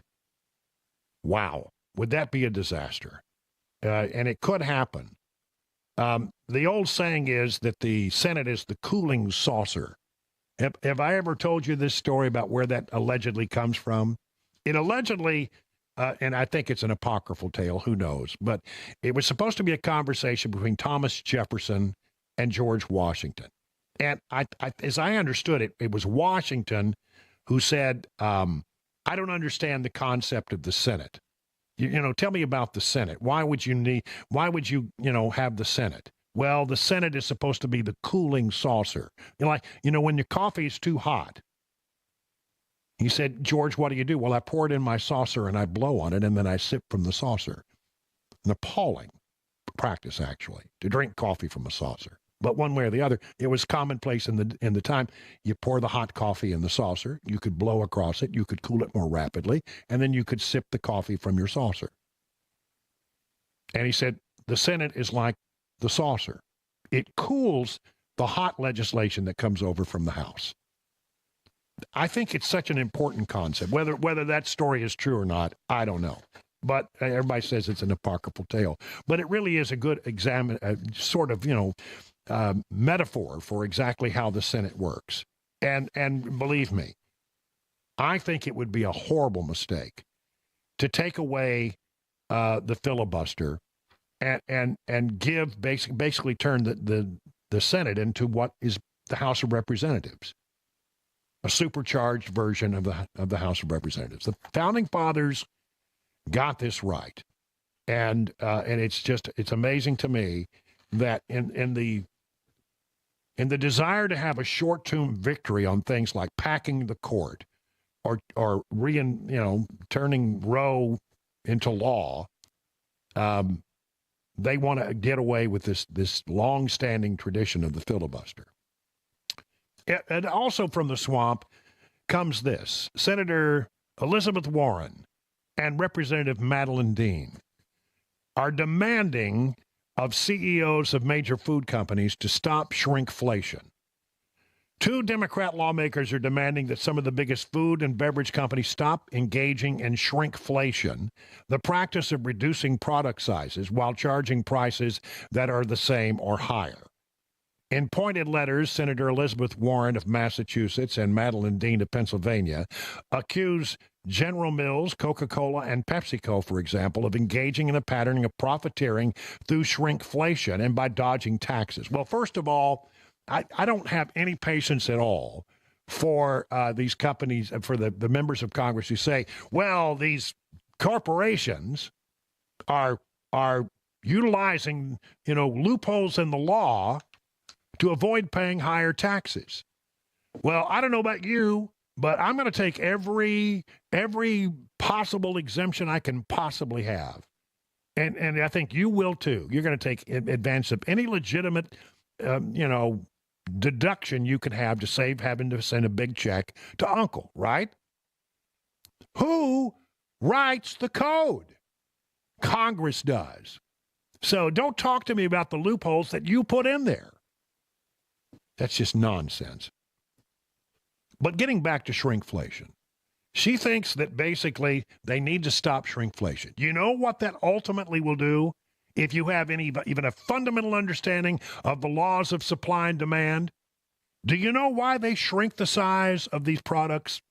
For example, Gatorade went from 32 ounces to 28 ounces, same price. Coca-Cola and Pepsi did it as well. Cocoa Puffs went from, we could probably all do without some Cocoa Puffs, from 19.3 ounces to 18.1 ounces, charging the same price. Okay. Now, there are two options here. If you're a company and you're making a product and inflation has hit you like it hits everybody, and the elements that you need to make your product go up, you have to either do one of two things. You either have to charge them more for the product, or you might want to try, let's try this shrinkflation thing. We're not crazy about it, but at least it means people don't have to pay more to get a box of cereal. Now, you may not get as much cereal, but if you want to get the same amount of cereal, then what's going to happen? They're going to put it in the same old big box that was in there before, and they're going to have to charge you more. So it's one or the other. It's 6 of one, half a dozen of the other. You can either see a little shrinkage in your product, and that may irritate you, and I get all that. Or what would irritate you more? Either a little shrinkage in your product or perhaps having to pay more for that product. Nobody wants to pay more, and it's one or the other.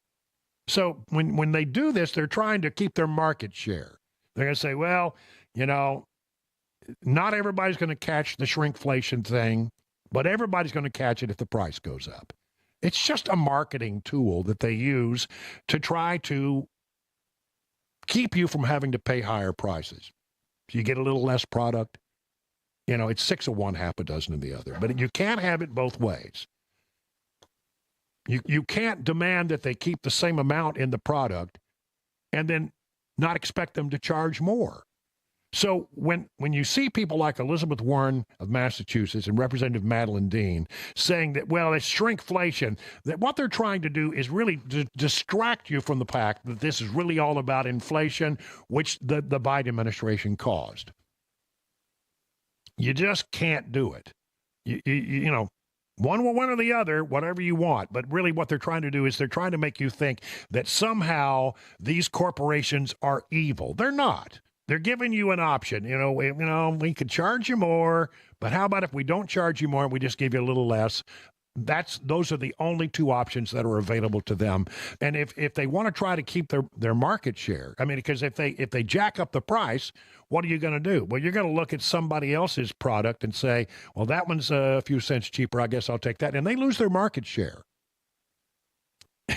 Anybody who can't figure this one out, it doesn't have a brain cell working, but apparently that would be Elizabeth Warren and Representative Madeline Dean. 50 minutes now past the hour.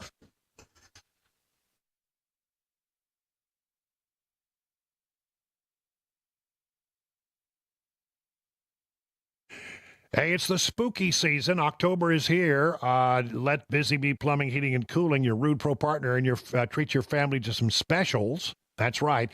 50% off a furnace inspection and 20% off any furnace repair work that is done at the time of the service. It includes check, test, and start only. Additional fees for maintenance and repair work must be done at the time of the inspection. $69 for a mainline camera inspection from an outside cleanout. Find out if your drain pipes are clean, cracked or clogged. Up to $300 off ultraviolet home treatment system installation. And listen, you want to become a member of the Beehive Club.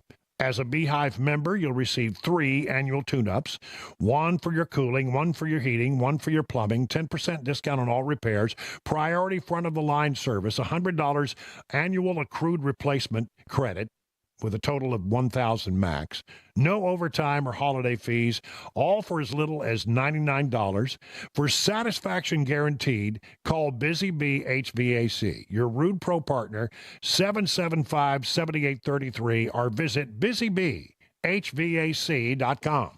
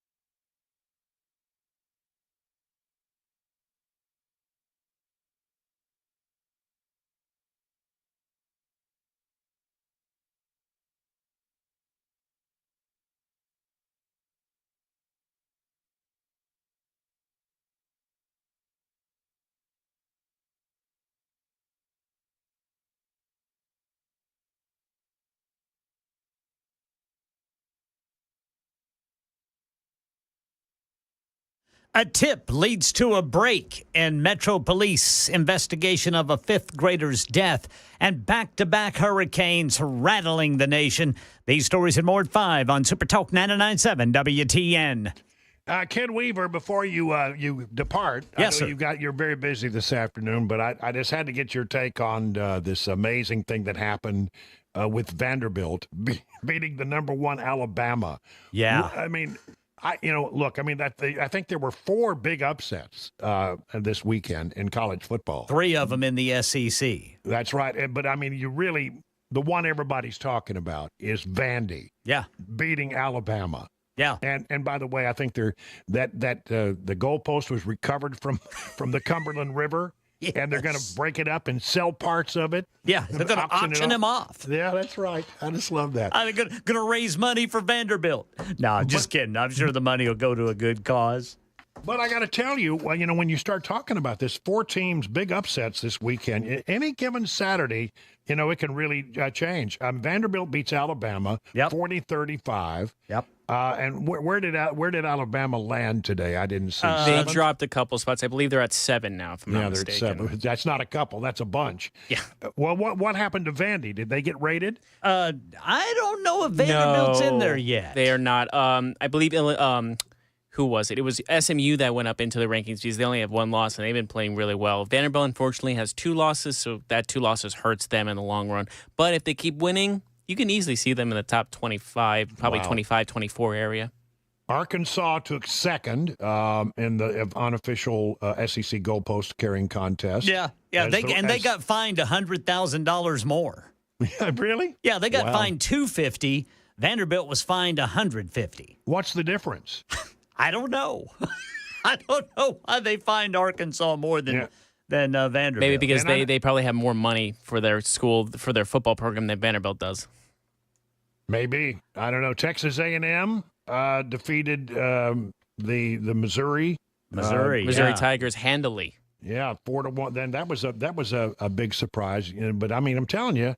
And then Washington against Michigan. That was a big surprise, I think, as well. Yeah, and then USC was beat by Minnesota. Unranked Minnesota takes out USC.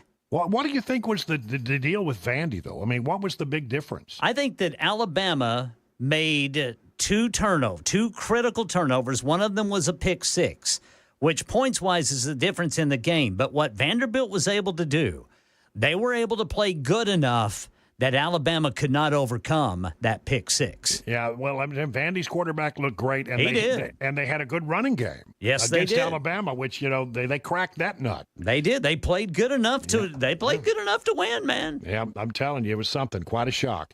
All right, listen, coming up in just a moment, what's going on in the hurricane and flood zones? And what about this other hurricane that's headed our way? Now a Category 5 storm. Oh, my goodness. What is ahead of us? We'll get you all up to date on that coming up after the news. It's 5 o'clock.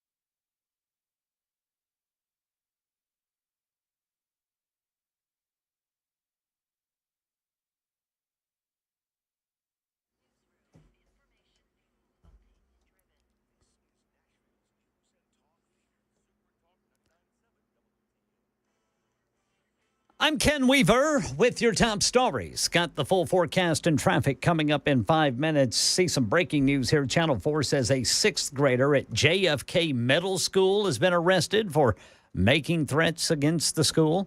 Metro Police say a tip led to the recovery of the suspect vehicle from a deadly hit-and-run crash from over the weekend. Now they're looking for the suspect. They've identified a man they want to question as Daneri Varela. Police say a 10-year-old girl and her mother were hit head-on as they rode an electric scooter on Nolensville Pike Saturday. The 10-year-old died. She was a fifth grader at Tusculum Elementary School. The mother is in critical condition. Back-to-back hurricanes rattled the nation. The recovery from Hurricane Helene complicated by the threat from Hurricane Milton, which is rapidly strengthened into a Category 5 storm expected to hit Florida midweek. Here's Governor Ron DeSantis. He's worried. My executive order requires debris landfill and dump sites to remain open 24/7 to accept debris from Hurricane Helene. We need as much of this debris picked up as possible.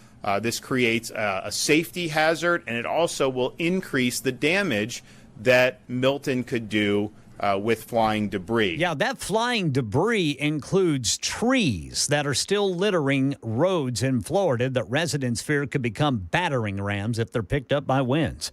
Meanwhile, in East Tennessee, Cosby Republican State Rep Jeremy Faison tells WTN's Matt Murphy show Hurricane Helene recovery is going to be like a marathon. He shared some of what folks in those 8 counties are going to need. If people are listening to this and they are handy with a hammer, they know how to frame, they know how to sheetrock, would you just consider coming over the next few weeks and helping out? It means so much to people when you show up. Representative Faison says he's been assured that I-40 will reopen by 2 lanes within 2 weeks, 1 westbound lane, 1 eastbound lane, in and out of North Carolina and Tennessee until permanent repairs are made. And in its latest action regarding abortion, the Supreme Court's determined it will not intervene in Texas. Here's Stephen Portnoy. On the first day of its new term, the Supreme Court turned down a Biden administration challenge to Texas's abortion ban. The administration had argued that the Texas ban conflicts with federal law requiring emergency rooms to provide patients with stabilizing care. Texas says its law allows for abortions to prevent substantial impairment of a major bodily function. The court dodged the emergency room question last term when it declined to reach a ruling on the merits after examining Idaho's abortion ban. That is the latest news. Traffic and weather next. I'm Ken Weaver, WTN News.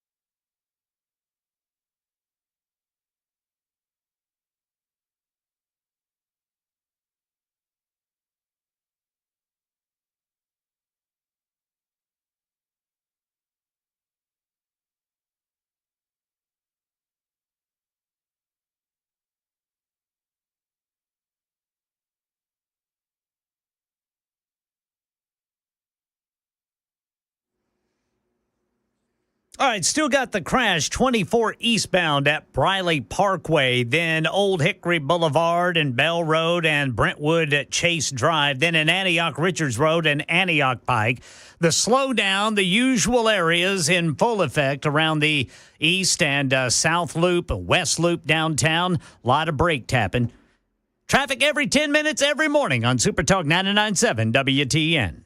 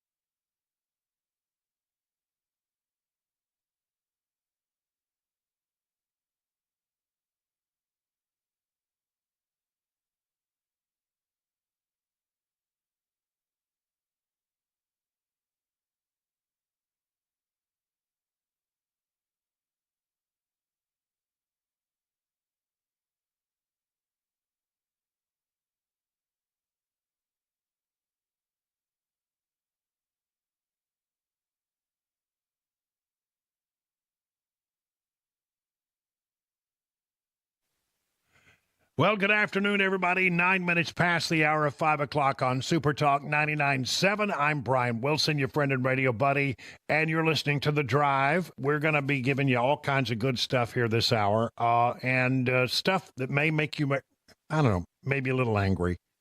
I don't think you're going to be angry in a bad way. I think you're going to be angry because you want to see the thing fixed. And I'm talking specifically about what's going on in the hurricane/flood zone that stretches all the way from the panhandle of Florida all the way up into Virginia, encompassing the states of Georgia and South Carolina to some degree, but mostly North Carolina and then Tennessee, even Virginia. You got all of these states that are impacted by it. And I keep getting these reports. That really, honestly, FEMA is actually more of a detriment than a help. It's sad to say that, but the reports keep coming back. Now, as FEMA tells you, oh, we're not turning anybody away. Oh, we're not stopping anybody from trying to do good. But these reports keep coming.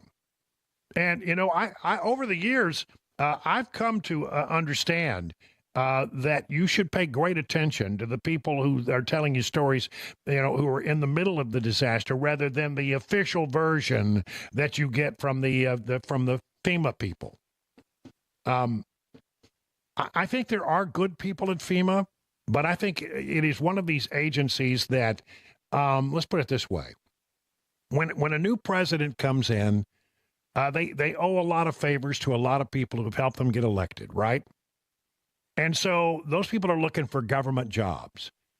And a lot of those people end up at FEMA, not because they're particularly qualified for what they do, but because they are patronage jobs, basically.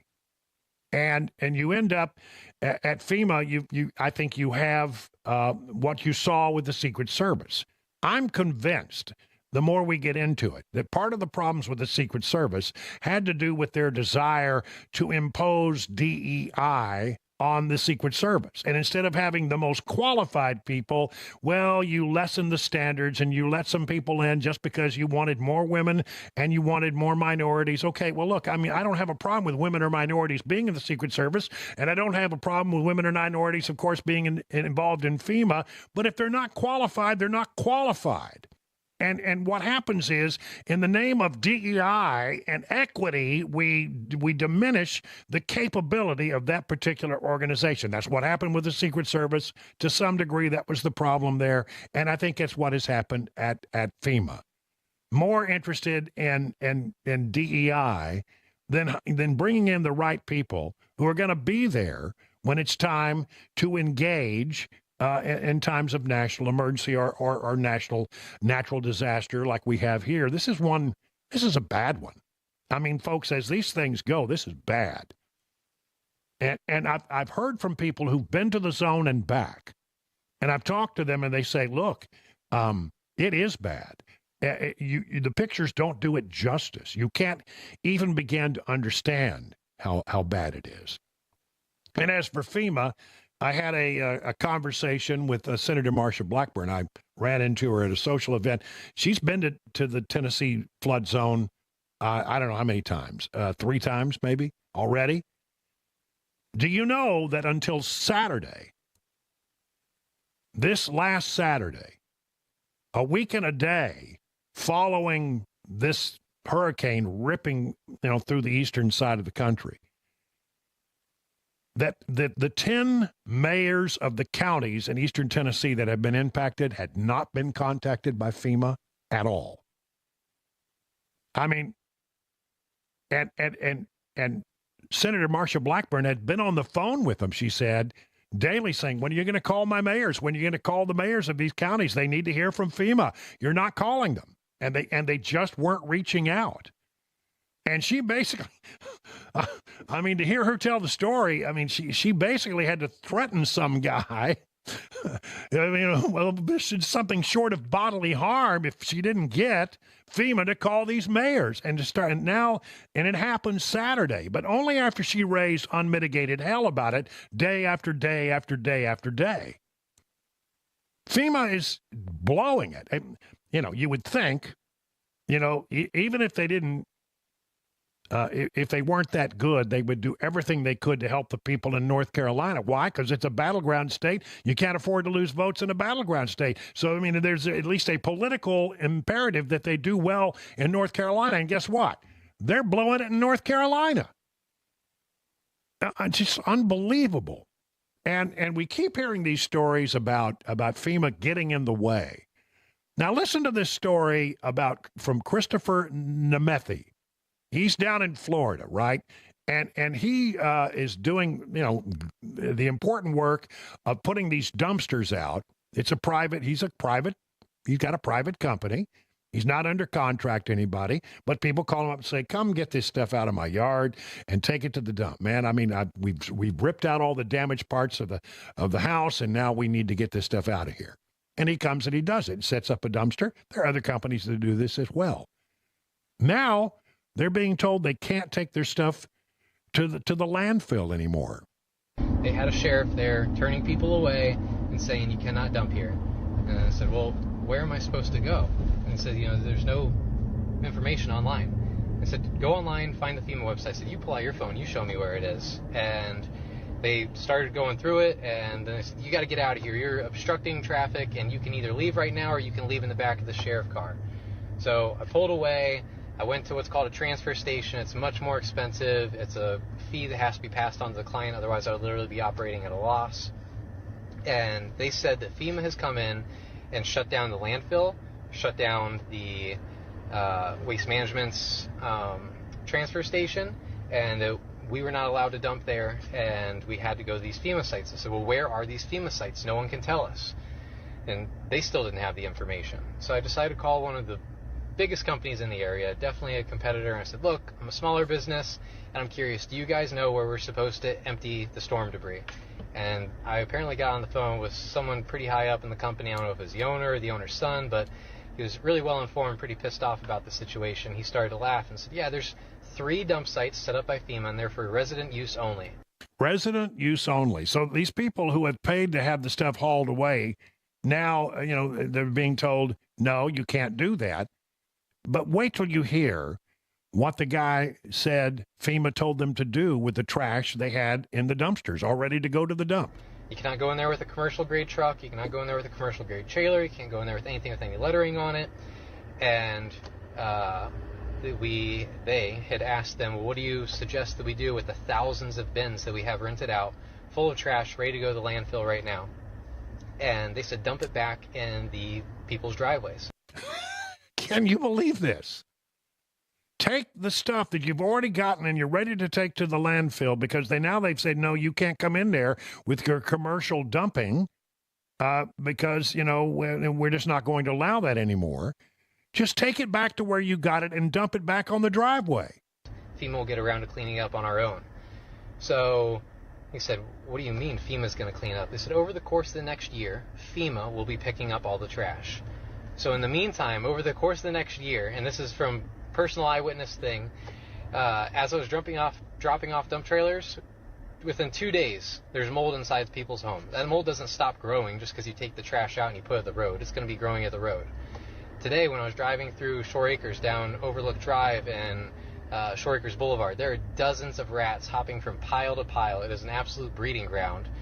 And they want all that stuff to sit there for a year while they clean up.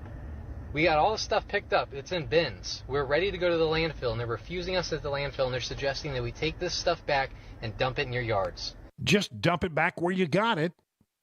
What an insane thing that is. Now, the good news here is that Governor Ron DeSantis heard about this, and he said, we're going to straighten this one out. He has demanded and is doing everything he can to make sure that the landfills remain open. I mean, for one thing, they've got another hurricane coming. You don't want the debris blowing around. You want it out of the way. But I mean, just insane stuff. And you keep hearing us. You hear it from Elon Musk's engineers. We're trying to get the Starlinks, and we're not getting any help from FEMA, and FEMA's blocking us for bringing in any additional shipments. Here's one like that, too. This one is also from Florida.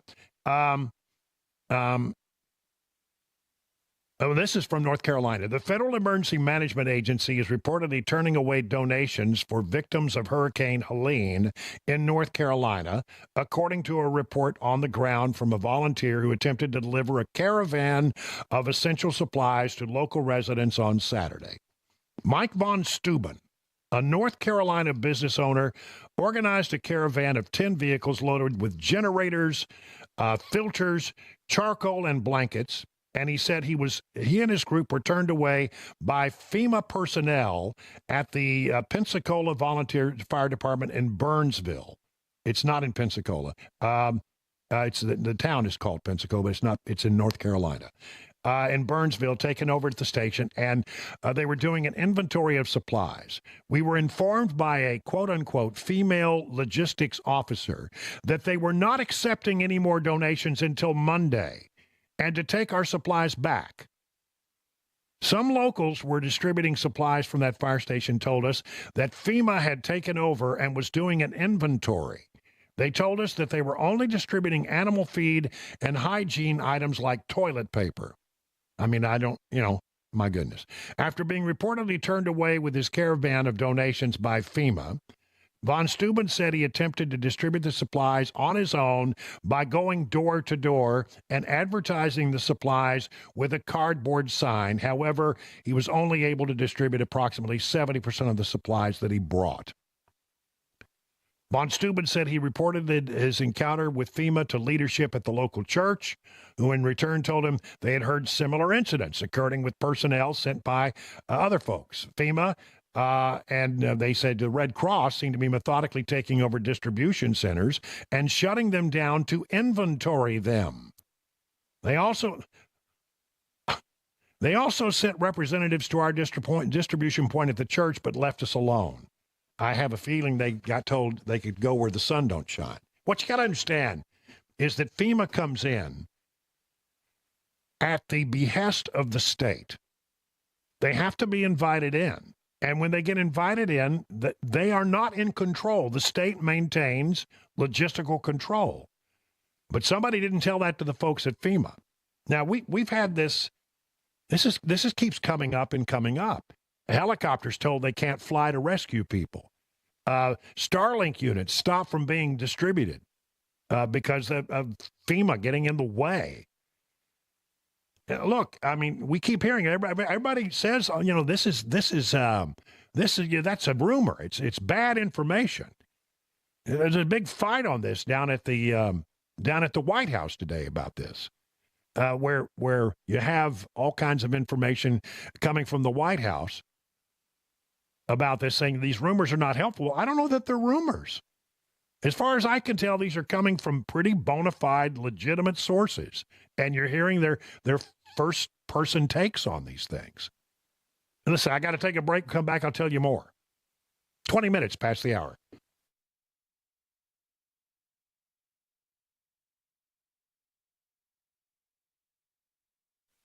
Grace Point Healthcare, affordable, convenient, and comprehensive medicine. You're known for your basic smart care plans. Starts at $69 a month, and that includes free office visits and free basic labs and diagnostic tests for a year. At Grace Point, you are usually seen the same or next day. No long wait times at the waiting rooms. Grace Point is your primary provider that treats the entire family, from newborns to seniors. Now, fall allergy season is here. Don't suffer through another seasonal change.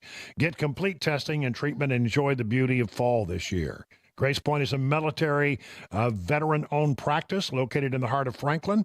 Here's the number, 615-599-6868, to schedule your next medical appointment. Grace Point Healthcare, modern medicine delivered the old-fashioned way.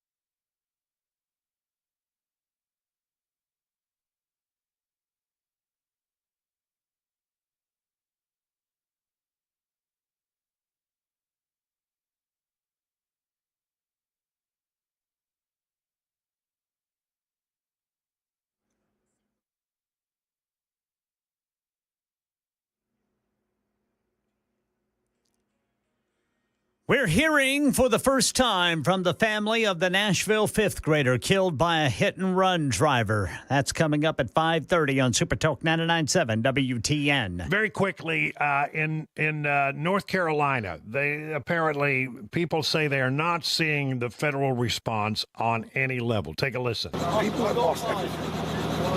There's nothing here. We're 8 days, 9 days post-hurricane, and that was the first FEMA drop I've seen here in the Swannanoa area. I haven't seen a FEMA agent yet. This is all local volunteers from abroad, as far as Washington State. are coming out here to help and pick up the slack that's been left behind from our government. You know, and President Trump, he's not even in office, but yet he's still getting a Starlink. He's doing his best. He's shaking all the trees. If we're talking about federal assistance, I didn't see my first FEMA truck until, what is today, Saturday? I didn't see my first FEMA truck until Thursday afternoon, Thursday evening. And all I saw was a FEMA truck with a satellite on it, parked in a corner, underneath some shade trees in a parking lot, with no signage, no information. I don't know why they're there. The word from the people that we talk to, and they say, when we say, who else has been here, can we help, maybe we can work together, they're like, you're the first ones, or the only other people that have helped us is another private, citizens that are just basically our neighbors or our friends trying to help us. They hadn't seen anyone from the federal government yet. When our vice president talks on the TV about $750 for FEMA, yeah, that's not good. The only information that I've gotten about FEMA actions on the ground has been an attempt to sort of stop some of the volunteer efforts, especially, there's a medical support trailer that's here by volunteers. They have doctors and registered nurses. They're all licensed doctors and registered nurses. They were told they couldn't do what they were doing because it was not being federally controlled or something along those lines. I've seen one helo come in, and I was told that was FEMA, and that was it. Today was the first FEMA delivery that I've seen or I've heard of in the entire region. So, I mean, are these people lying? No, I don't think they're lying. I think they're telling you the truth. Then there's the question about, did FEMA divert money that was intended for things like this, hurricane relief, et cetera, to funding the housing of illegal immigrants? That question has been raised. Now, the White House says that no money has been diverted. So, disaster relief, this is a falsehood. Disaster relief funds used on immigrants illegally in the U.S. The fact is, no money is being diverted from response needs. That's the fact. She's technically correct. That they have an account for the illegal immigrants, and they have the account for hurricane relief. But really, I think that this is about priorities. And I think Senator Tom Cotton got it just right. My broader question to you, I think, is about this misinformation. Do you think this is a time to put falsehoods aside, like the idea that FEMA funds are being redirected to migrants, which is just not true? Well, it is true that FEMA and the Department of Homeland Security have been spending billions of dollars on migrants. Now, I understand some people say they're separate funds, but we just passed a short-term spending bill. It's very common for the administration to come and ask for permission to move money between funds, especially to prepare for emergencies. And second, I would note that this administration seems to have no problem finding money when they want to spend it on their priorities. When they need hundreds of billions of dollars to pay off student loans for graduate students in gender studies programs, they somehow find it. When it's trying to get helicopters to deliver food and water and cellular service and life-saving medicine into these mountain valleys, they somehow can't seem to find the money. I mean, we sent $22 billion to Israel, $52 billion to Ukraine. We have spent $66 billion on the illegal immigration of millions of people to this country. And for people in the flood zone, in the hurricane regions, well, they'll give you a $750 check. Don't worry, it'll be fine. 31 past the hour.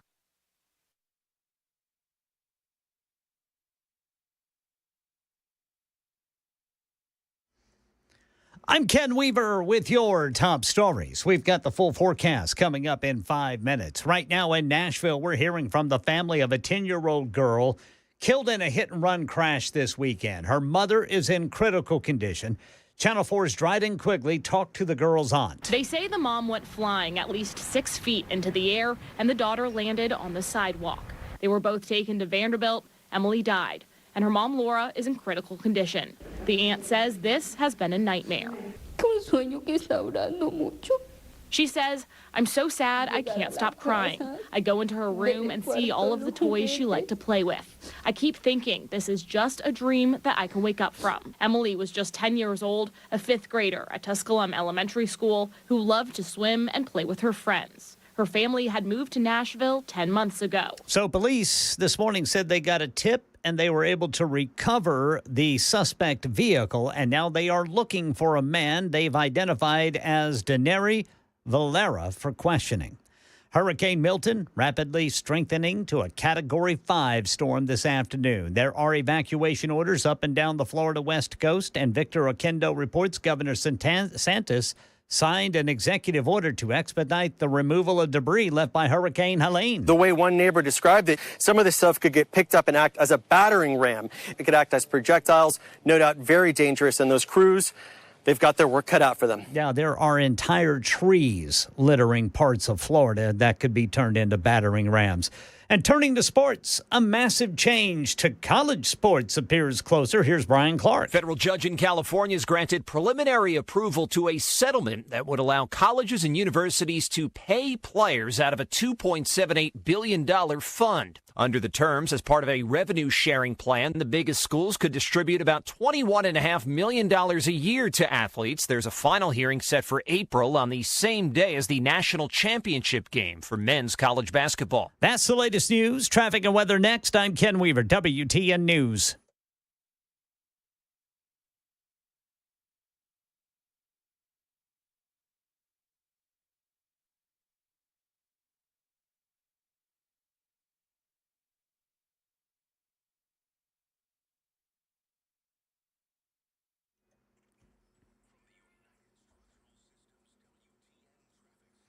All right, it's pretty slow going eastbound 40 over to the 24 split, but with school being out for fall break, you really can't complain that much. 24 eastbound is going to clear up once you get past a Briley Parkway.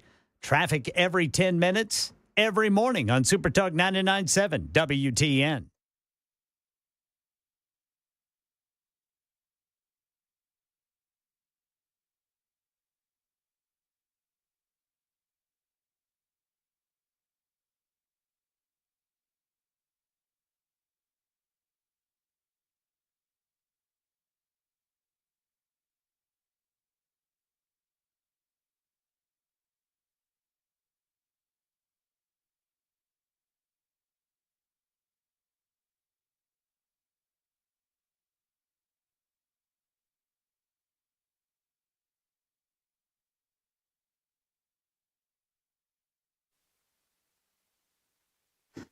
Let me tell you, if I could, about the folks at Restoration Wellness and Med Spa. Let the team there help you achieve your health goals. Restoration Wellness is a leader in weight loss management in Wilson County.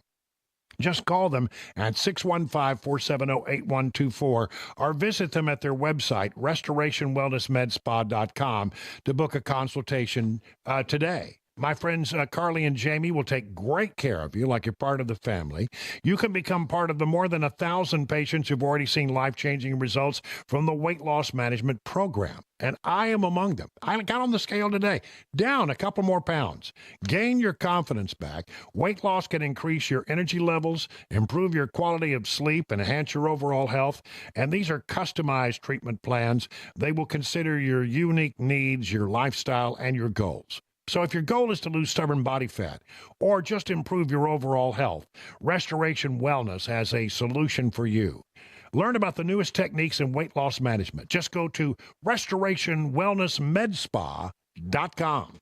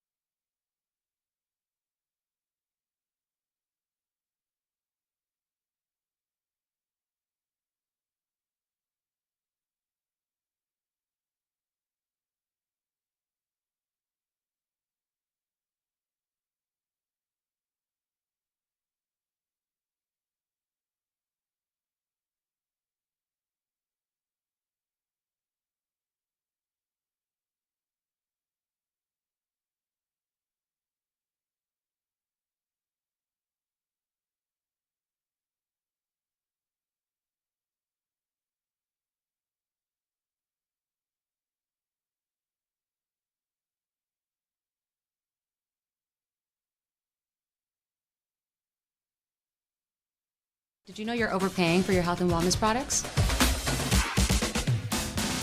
With over 20 company-owned brands offering its members vitamins, supplements, wellness, and skincare products, you're able to save up to 70% off retail. Members Nutrition can't change your life, but we can change the way you live.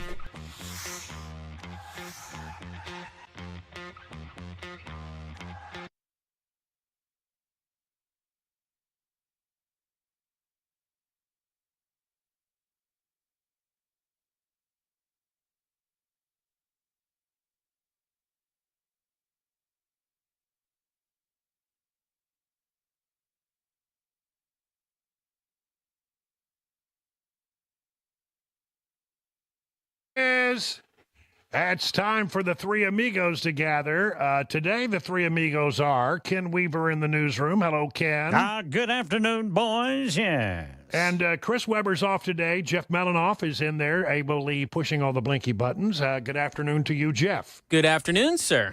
And you're on trial basis here today. I know. This is do or die. So you got to bring your best stuff. That's why I brought two stories, one kind of frustrating and one lighthearted. All right, well, good. And I'm Brian Wilson, your friend and radio buddy. Together make up the three amigos. Now, first thought, did you have a good weekend? I mean, everybody have a good weekend? I had a great weekend, man. I had a rough one. What did you do? Well, I was working here, but also all my sports teams lost. Well, every single one of them. Not one won. I think a lot of people are saying that today. We had the big thing that happened for us this weekend was I went to an event, the Heritage Foundation Ball. They work to restore historic buildings in Williamson County and Franklin and all that, and we're friends with the people who are very much involved in that. And a big deal, 51st ball that they've had. And Marty Stewart walked out on stage. All right. And did some singing. That was pretty good. And so that was a good time, was had ball. And then Sunday, Skeletor is up. I saw that. My 12-foot skeleton was re-erected in the front yard with a Watertown Purple Tigers jersey. Yeah. And it turned out pretty good. How long did it take to build that? Well, I'm glad you asked that question because I went out there and I started it without the instructions. And it's part A, and you're trying to figure out what part B goes to, right. and I mean it was very confusing. And so I got out there and I got about half worn out before Cabana Wife came out with the instructions. And then here's the good thing: she's really good at reading instructions. Yeah. And I couldn't have put it back up together without her. I had something completely screwed up, and it took her to mess up my mess up. But we got it up, and it just looks great. And people are driving by now slowly, taking a look. It's an odd sight, a 12-foot skeleton with a Purple Tigers jersey on it. That's awesome. I'm sure the coach would like to recruit him as a tight end. Yeah, somebody or asked left tackle. Where did you find a jersey that big? And it's a 5X. We had to special order a Purple Tigers jersey. I didn't even know they made it that many X's. Yeah, we were thinking we might have to take it apart and put some extra panels in it to get it to fit, but it fit. It's tight. It looks good. Yeah, it looks good. Turned out pretty good. All right, so who wants Jeff? I think since you're the guy on probation here, not to put any pressure on you. Yeah, no pressure, brother. Go ahead and give us what you think is. What's your story? Well, I'll start with the lighthearted one. So we all talked about Vanderbilt and how they were selling their products and everything about the game because again, it's the biggest win in the whole school's history. I have the actual prices for what they're selling and all the stuff they're selling. Would you like to take a guess of how much each product is? I want to give it a shot. So they're also selling the individual pylons in the end zones. Guess how much each pylon is? So those are the pylons that mark the goal line. Correct. $1,000. $880 a piece. Close. Okay. Yes. 4-inch piece of upright. So one of the pieces of the upright goalpost. Yeah. How much each? How much? $500. $250. $1,005. Wow. A 4-inch piece of it. So this gets interesting. An 8-inch piece of the crossbar. How much do you think that's worth? $2,000. $4,035. Wow. And a personalized game ball. How much? Oh, now it's got to be expensive. Yeah, I'm going to say 20 grand. $2,600. Wow. Right? I was shocked about that too. I would think that'd be more than the crossbar, but I guess the crossbar is. I was getting ready to say. Yeah, it's interesting. And then finally, a personalized game helmet from the game. Personalized? Yep. I don't know. I guess it means just like signed or something. Yeah, maybe? I'm assuming it means like signed by the team or the player that had that was the helmet they belonged to. $2 grand. $7,090. Wow. So I have no idea what these kind of things are worth. I've got no sense of it at all. I would assume a game ball would be more expensive than a piece of the crossbar, but I guess. Now, is this just the starting of an auction, or are these the actual? These are the current bids that are going on. These are the bids, so they can go higher. Yeah, these can increase. If I had to make a personalized guess, I would say the game ball's going to go up higher. I think the goalposts are going to be even going up. I wouldn't be surprised if a majority of this goes up to close to 10 grand. Well, what's the money going to go for? Is it going to pay that $100,000 fine? I mean, probably.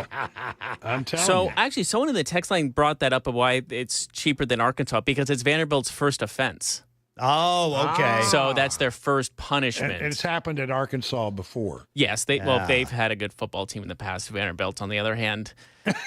Well, honestly, this might be like honestly, the quarterback's been playing great. I wouldn't be surprised if they can win. They can win a couple more games and be a thorn in the side of a thorn in the side of the top SEC teams. What a great name too, Diego Pavia. Yeah.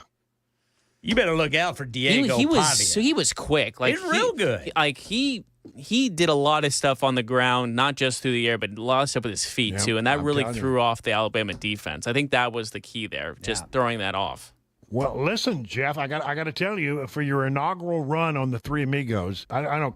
Ken, can he come back tomorrow? I think he did pretty well. I think he can come back tomorrow for that, Brother Brian. Yeah, I'll take it. That. All right. Yeah. Good. Ken, what you got? All right, folks.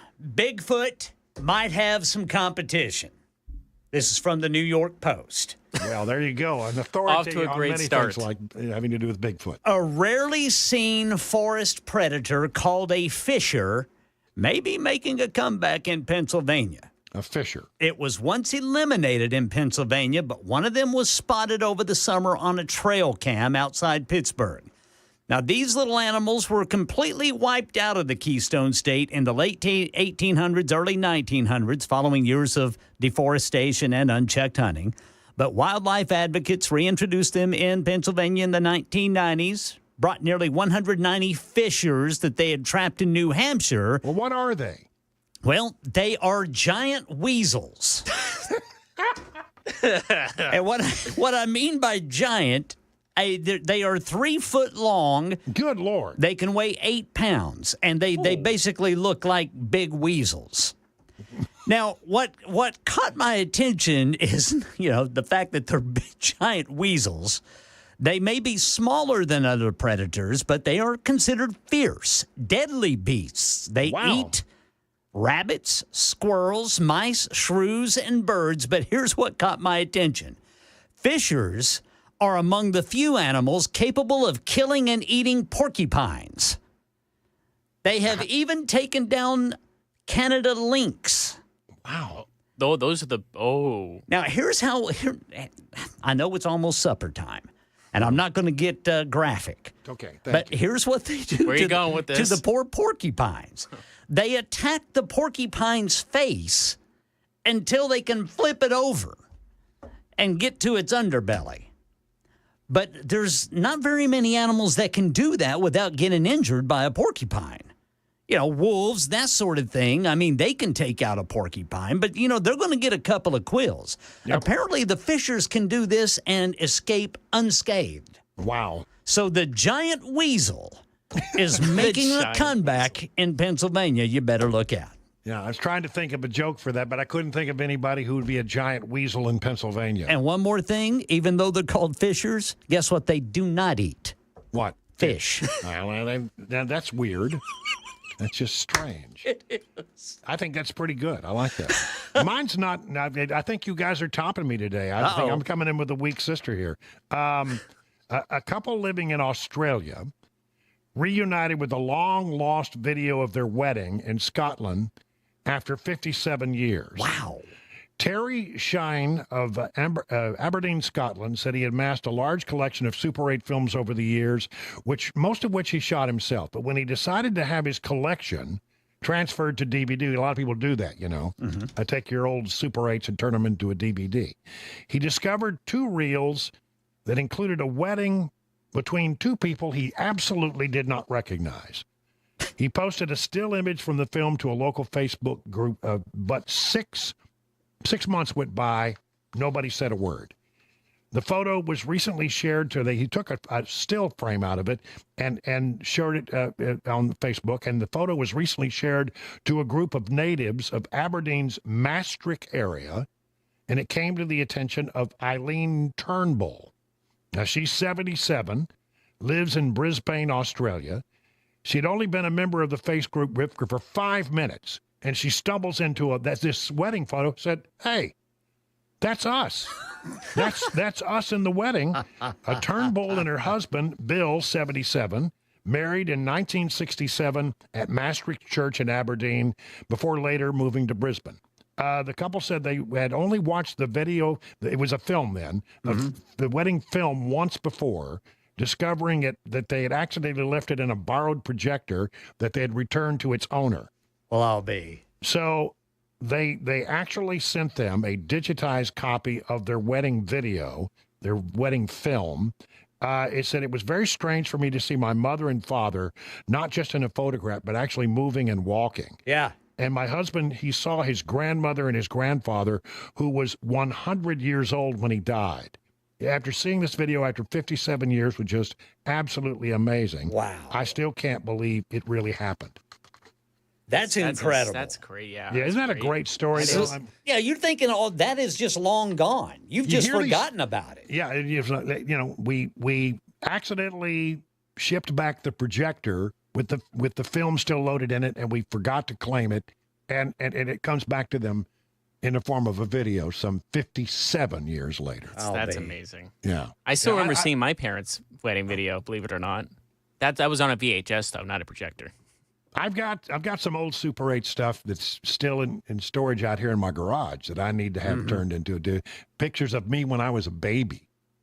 And that was a long, long time ago. 50 minutes now past the hour of 5 o'clock.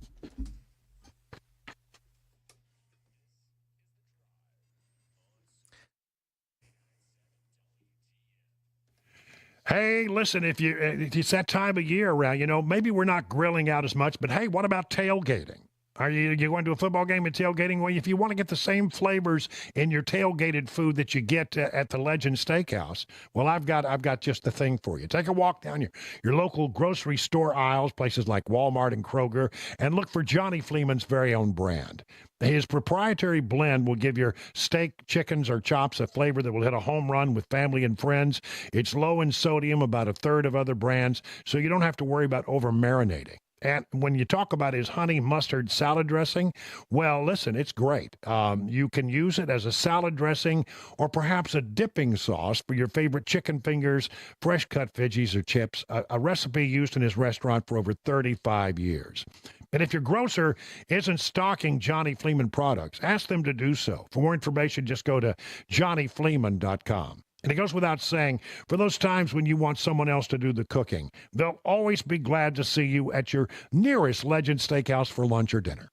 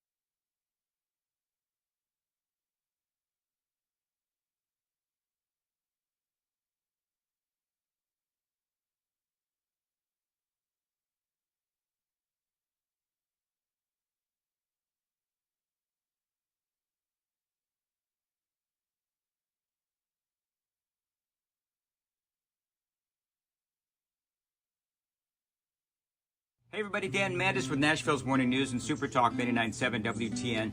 I was speaking to Dr. Christopher Van Shank the other day at a station event. Now, he's a psychiatrist, and he was telling me about the mental health crisis here in America. And as you know, it's out of control. The COVID lockdowns were an absolute disaster. And Dr. Van Shank, again, he's a psychiatrist. And if you're one of those people, you feel like maybe you need to talk to somebody, I would recommend Dr. Christopher Van Shank. He can help you with addictions, depression, anxiety. He can also help kids with the same thing. He's been doing this for 15 years. He's been helping people, and he is here for you today. So if you want to check out his website is nolensvillepsychiatry.com. That's nolensvillepsychiatry.com. There's a whole list of issues that he can help you with. So check him out. If you feel like he can help you, give him a call. The number is below, and good luck.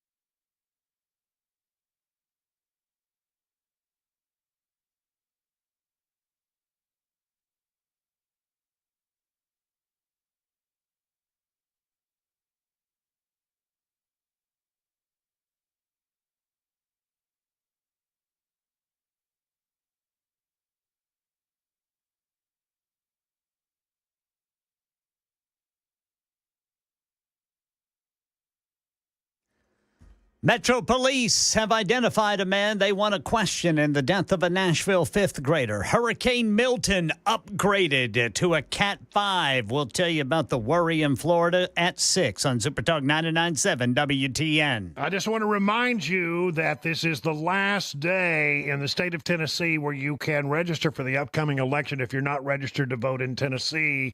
Listen, it's pretty easy. Between now and midnight, I suppose. You can still do this. Go online. Do it online. Now, you gotta answer a bunch of questions. Just go to sos.tn.gov. SOS stands for Secretary of State. Trey Hargett is the Secretary of State. He handles this kind of stuff. Got a website. I looked at it. Pretty easy. Go to the main page. You'll see a link. Then start the process. You have to answer a series of questions, and you're answering these questions under oath. Like, are you a citizen? Yeah. Okay, are you 18? Or will you be 18 by the time you vote? Yeah, then you can register to vote. And, listen, there's nothing more important, perhaps, than, making sure that you get in and cast your ballot in this election. It's such an important election. And, by the way, the most important thing you can do as a citizen, as a legal citizen of this country, there's nothing more important you can do than to cast your ballot in the coming election. All right, it's 58 minutes past the hour. In a moment, a lot of things having to do with the issue of abortion occurred today or over this last weekend. And I want you to hear the way that Shannon Bream went after Vice President, former governor, and soon to be, Tim Walz, the vice presidential running mate for the Democrats. She really disassembled him, and you're gonna really be impressed. It's all coming up in the 6 o'clock hour of The Drive.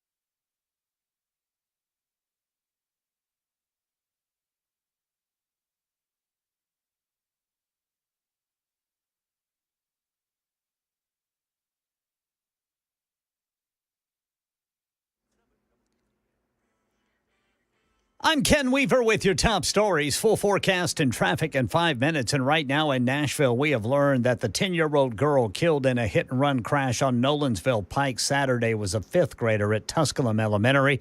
Emily Santos Ramirez and her mom, Laura Ramirez Gonzalez, were riding on an electric scooter Saturday night on Nolensville Pike when witnesses tell Channel 4 they were struck by a speeding car. That car hit them head on, and then the next thing we saw was the mom.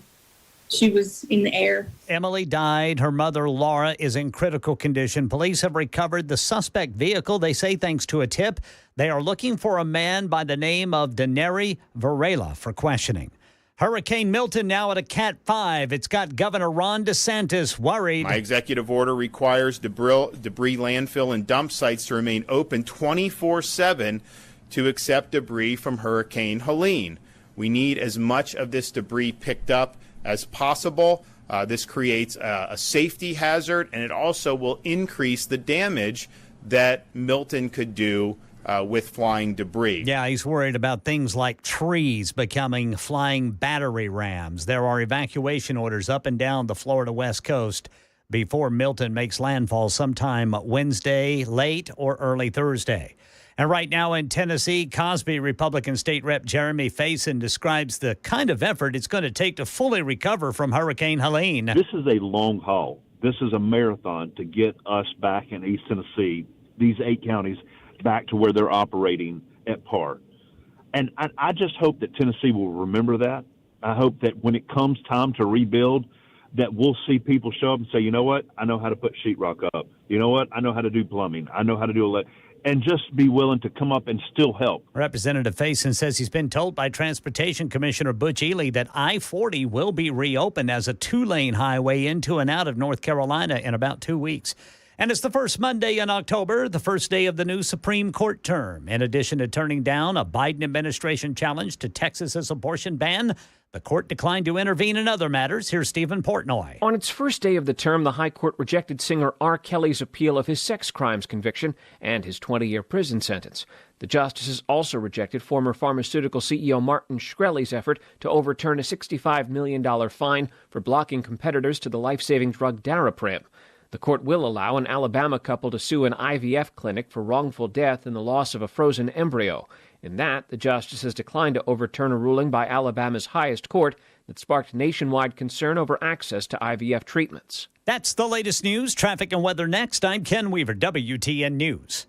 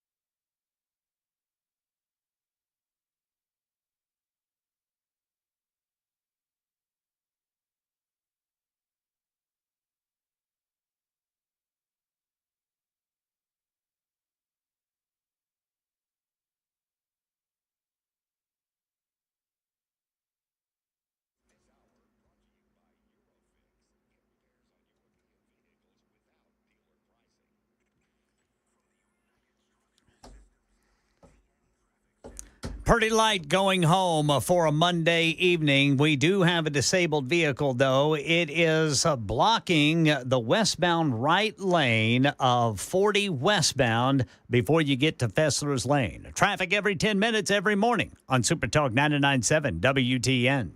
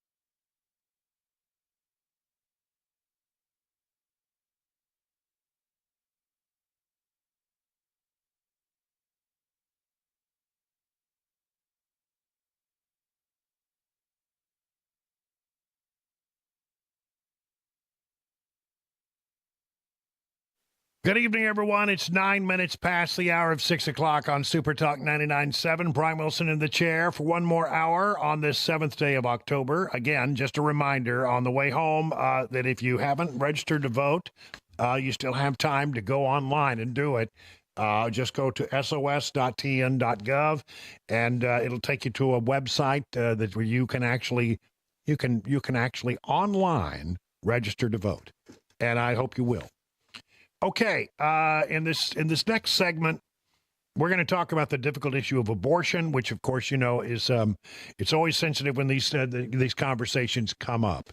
But you know, Republicans have been trying to sort of pin down Democrats, especially Kamala Harris and Tim Walz, her running mate, about the issue of abortion. Should there be any limits on abortion? Tim Walz comes from the state of Minnesota, where there apparently is no limit on abortion whatsoever. Since it's been thrown back to the states, they say that Minnesota has among the most liberal abortion laws in the country. But every time the Republicans try to pin them down, well, does that mean that, you could have an abortion right up until the time of birth? Roe v. Wade didn't even call for that. They get squeamish. They don't want to answer that question. Well, look, I listened. This is a long clip, but I think when you listen to it, you're going to be quite impressed with Shannon Bream from Fox News Sunday asking questions of vice presidential running mate Tim Walz, the person who's running for the vice presidency of the United States on the Democrat side of the equation, about his position with regard to abortion. He tries to weasel out of it time and time and time again. But she kept coming back. This is the way a good interview should go. It's respectful, asking hard questions, and providing facts. Here for the next 5 minutes, that exchange between Shannon Bream and Tim Walz. I want to talk about abortion, too, because this came up at the debate. It's been a winning argument for Democrats on many ballots, but I want to clarify what the law is there in Minnesota. Abortion Finder, a website that helps women find access, says abortion is legal throughout pregnancy in Minnesota. There is no ban or limit on abortion in Minnesota based on how far along in a pregnancy you are. You signed the bill that makes it legal through all 9 months. Is that a position you think Democrats should advocate for nationally? Look, the vice president and I have been clear. The restoration of Roe versus Wade is what we're asking for. But that law goes far beyond Roe v. Wade. To make her own choice. The law is very clear. It does not change that. That was been debunked on every occasion. But wait. Let's agree. What you signed is there's not a single limit through 9 months of pregnancy. Roe had a trimester framework that did have limits through the pregnancy. The Minnesota law does not have that. This puts the decision with the woman and her health care providers. The situation we have is when you don't have the ability of health care providers to provide that, that's where you end up with a situation like Amanda Zaworski in Texas, where they are afraid to do what's necessary. This doesn't change anything. It puts the decision back on to the woman to the physicians, and we know that this is simply something to be brought up to be very clear. Donald Trump's asking for a nationwide abortion ban. Wait, he and has again, said that we don't see this as a winning repeatedly campaign. that he will not sign a national abortion ban. Are you calling that just, it's a flat-out lie? Yes, of course, and Senator Vance has in the past said so too. Now look, they may see this as an election issue. We see it as a right of women to make their own bodily decisions, and that's what the states like my state have the ability to put that in. States like Georgia force women to cross the border, and then we have a death of Amber Thurman. So let's be very clear. Trying to cut hairs on an issue on this is not where the American public's at. They want the restoration of Roe versus Wade. Vice President Harris said she would sign it. That's what we'll do when we're elected. But to be clear, the Minnesota law is far beyond Roe v. Wade. And about the Amber Thurman case in Georgia, her family has, and it's tragic, she is a young mother who left behind a young son. But what her family has said is it was a complication from an abortion pill that she received, and she didn't get proper care when she went to a Georgia hospital, which had multiple opportunities to intervene there. Her own attorney, the family's attorney, says it wasn't the Georgia law, it was the hospitals, what he claims is malpractice, not treating her when she clearly showed up in distress and still had the byproducts of her pregnancy because of that rare complication from the abortion pill. So just to be clear on the Georgia law and how her family and her attorney sees it. I think they also indicated that had she not go to North Carolina after the debate the other night, that she would have been in a better position. So look, these are the situations you're going to get into when you take this decision and put it at the hands of politicians like Donald Trump rather than women and their doctors. We trust women, we trust doctors, and we know the outcomes of that are better. Okay, let's clarify more changes that you signed in Minnesota as well. Several things were repealed with respect to reporting infants who may have survived an abortion attempt. Language that used to be part of the statute was taken out. We'll put this on the screen so people can see. It used to require medical personnel to, quote, preserve the life and health of the born alive infant. That language has been repealed. It's no longer part of the law. Also struck from the law was language about reporting infants that are born alive, what treatment they receive, and whether they live or die. Why was it important to you to get that protection out of the law? Minnesota law aligns with every other case of what physicians are required by their ethical responsibilities. And so it changed nothing other than aligning with all care that physicians provide in any circumstance for any medical case. And so it's alignment, as it's always been. It's the cases we've seen in Minnesota, the outcomes we get in our healthcare results are the best in the nation, and all it did was align with existing law. But you do acknowledge it takes out the language about preserving the life of an infant who was born alive. Every doctor has an ethical responsibility to provide what they can in each situation. That is the way the law is written now. It's the same for any person who shows up. And again, this is a distraction from the real issue here is women being forced into miscarriages, women being forced to go back home, get sepsis, potentially die, like we saw in cases in Texas, and maternal mortality rates in Texas have skyrocketed off the charts because of this. This is bad policy. Vice President and I have been very clear on this. We will restore the rights of Roe versus Wade. We will make sure women have their health care decisions. We will not put people's lives at risk because of the geography of where they live, and it will go back to the way it was before Donald Trump gleefully said, we've got the best of both worlds here. Things are wonderful. The states are handling it. It's a beautiful thing. It's not a beautiful thing to see women dying. It's not a beautiful thing to put doctors at risk of being imprisoned. It is not. It is not to see any single woman suffer. And by the way, there's not a single state, no matter how pro-life or restrictive their laws are, that do not allow a doctor to intercede. That's true in Georgia and Texas as well. Well, I think Shannon Bream did a brilliant job there. Look, I've always been a big fan of Shannon Bream. She's one of those really lovely people that you occasionally meet. When you see her on television, she's exactly that same person in person. She is, I think, a devout Christian. I don't think that's anything that I'm telling out of school. She has said so very publicly. She professes her faith. And she was asking great questions. They're uncomfortable questions for Tim Walz. He doesn't want to talk about the law that he signed into law, in the abortion law he signed, if in the state of Minnesota. But I'm telling you, it was a masterful series of questions, and keeping the record clear. I am a big fan of hers, and And I think she did a brilliant job. On the issue of abortion, a couple of things have happened today.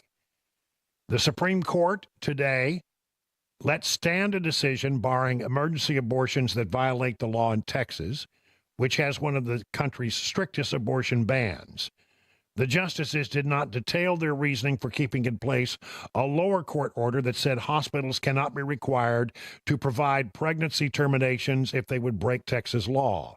There were no publicly noted dissents on that. The decision comes weeks before the presidential election, where this is a big issue, of course. And by the way, it's become a big issue in the battle between Ted Cruz and Colin Allred for the Senate seat there in the state of Texas.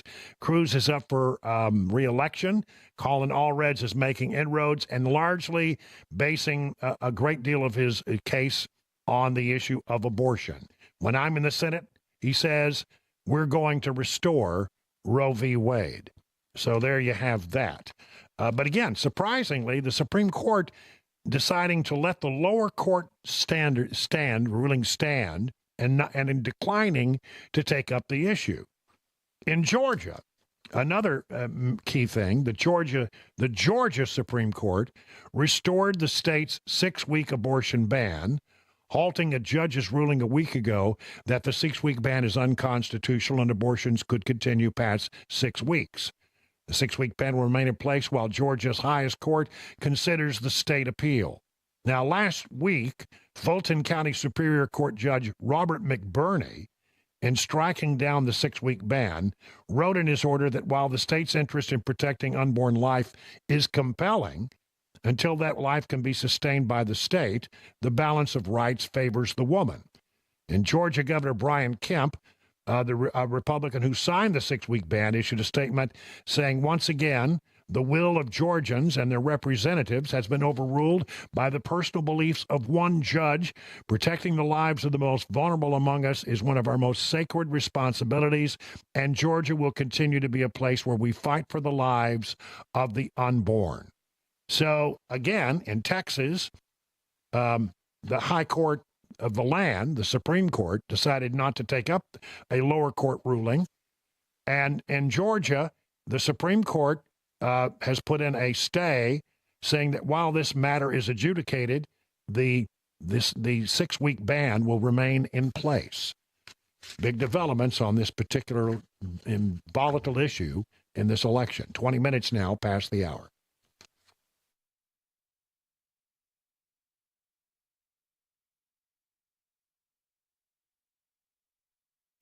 Hey, listen, what was it like the last time you went to an auto repair shop? Was it stinky? Was it smelly? Were there greasy old rags lying around? A countertop that you didn't want to dare touch because you just knew it was going to get all over you? Another thing that stinks is the repair shop that keeps your car forever. They're not honest, and they don't call you back when they say they will. If that was your last experience at a vehicle repair shop, well, listen, why don't you take good to Eurofix? Eurofix takes the stink out of European auto repair. At Eurofix, you'll get a free 15-minute no-wrench inspection with an estimate at every visit, no high-pressure sales tactics. At Eurofix, you get a 3-year nationwide warranty and a free loaner car with every repair appointment. You'll never pay dealer prices. Eurofix is now located in Franklin, 100 Oaks, Murfreesboro, Belmead, and their newest location, Mount Juliet. Call 844-EUROFIX. That's 844-EUROFIX, or visit myEurofix.com. That's myEurofix.com, and tell them your friend and radio buddy Brian Wilson sent you.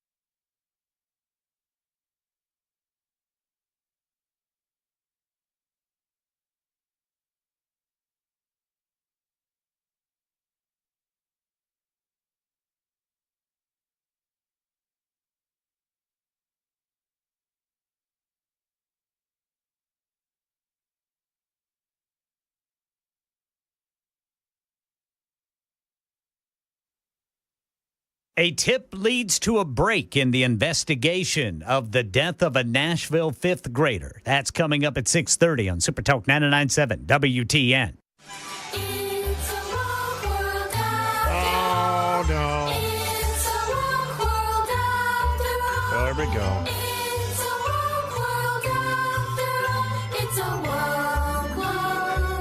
Yeah, unfortunately, I don't have any patience for the children today. Oh, enough of that. It is a woke world, and there's a couple of things going on with regard to woke policies that I think you should know about. DEI destroyer Robbie Starbuck has forced yet another major corporation to remove their woke workplace policies, this according to wokespy.com. The former director turned conservative campaigner has taken on diversity, equity, and inclusion initiatives across America over the summer.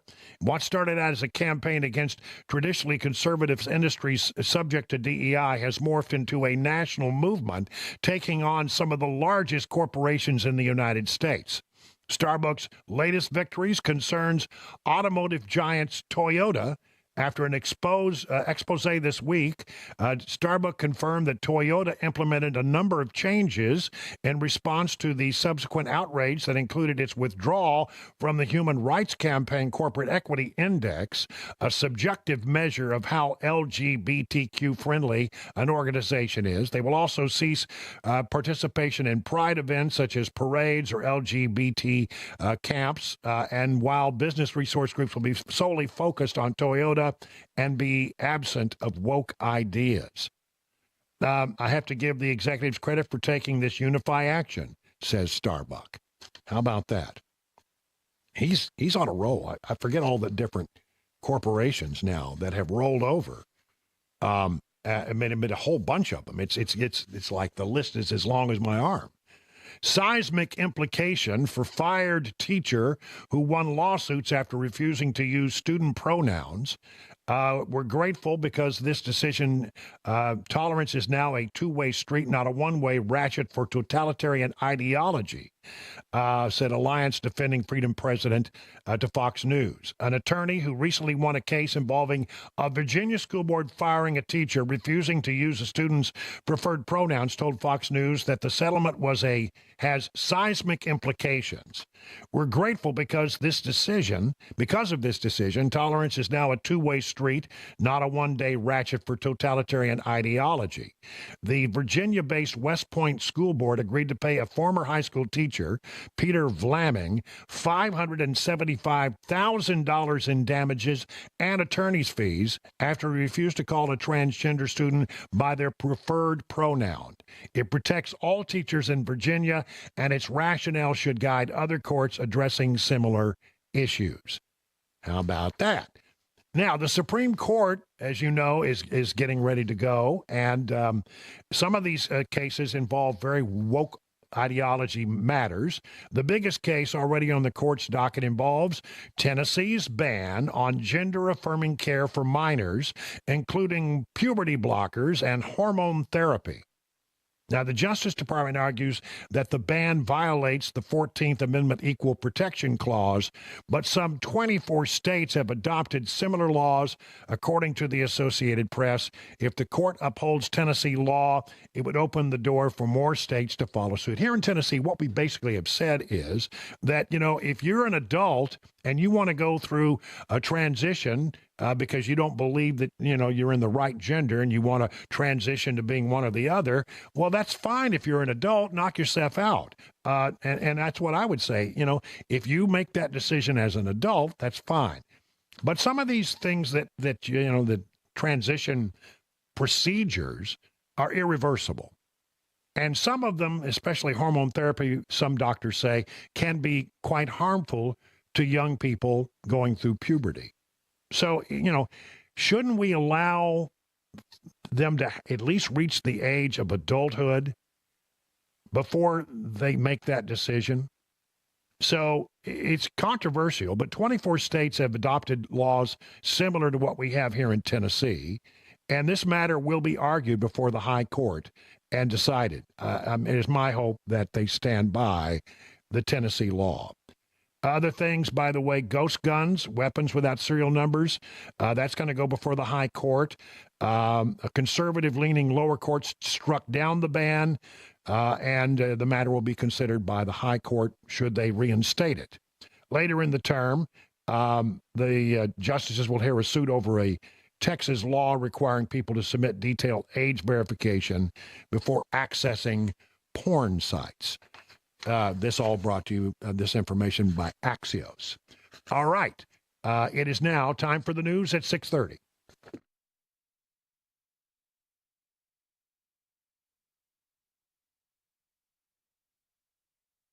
I'm Ken Weaver with your top stories. Full forecast and traffic coming up in 5 minutes.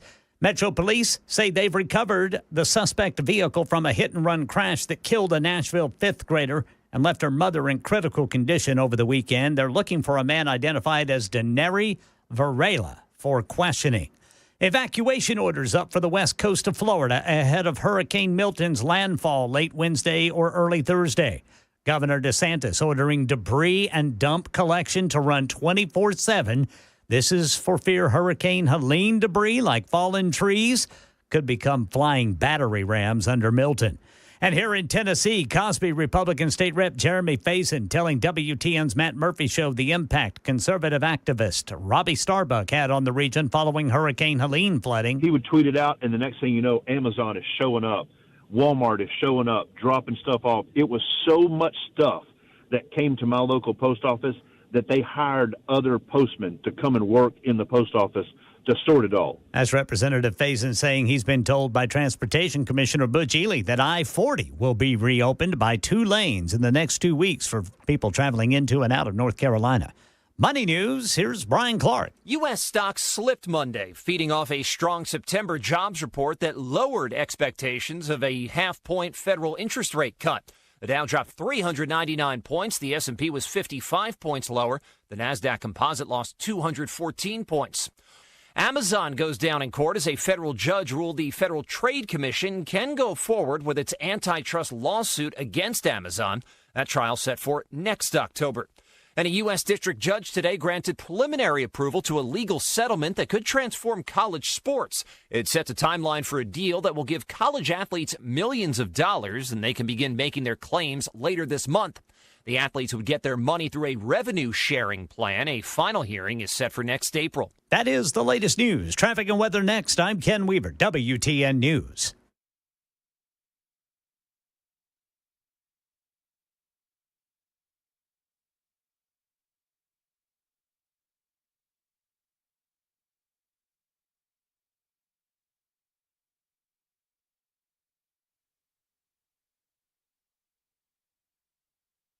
There was a stalled vehicle slowing down westbound to 40 right before Fessler's Lane. It was blocking the right lane and the right shoulder. Traffic every 10 minutes every morning on Super Talk 99.7 WTN.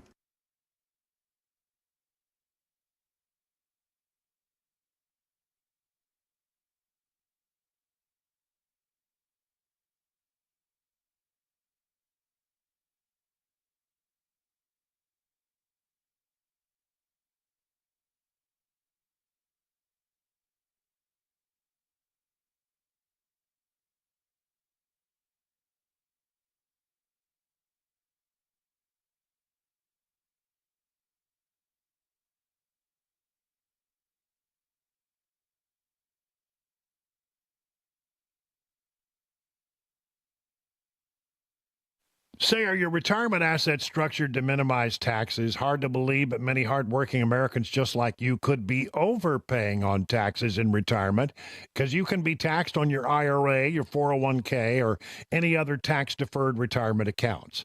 Beacon Capital Management is here to give you peace of mind. With the threat of massive tax increases just around the corner, your nest egg could be in trouble unless you take advantage of defensive tax-saving strategies now. Defend your hard-earned retirement savings by scheduling a free tax retirement reduction analysis today. No cost, no pressure, no obligation. If you've saved more than $250,000 for retirement, don't wait any longer. Schedule your free retirement tax reduction analysis from Beacon. Just call 615-488-9303 or visit their website, askbeaconnow.com. FEMA.com.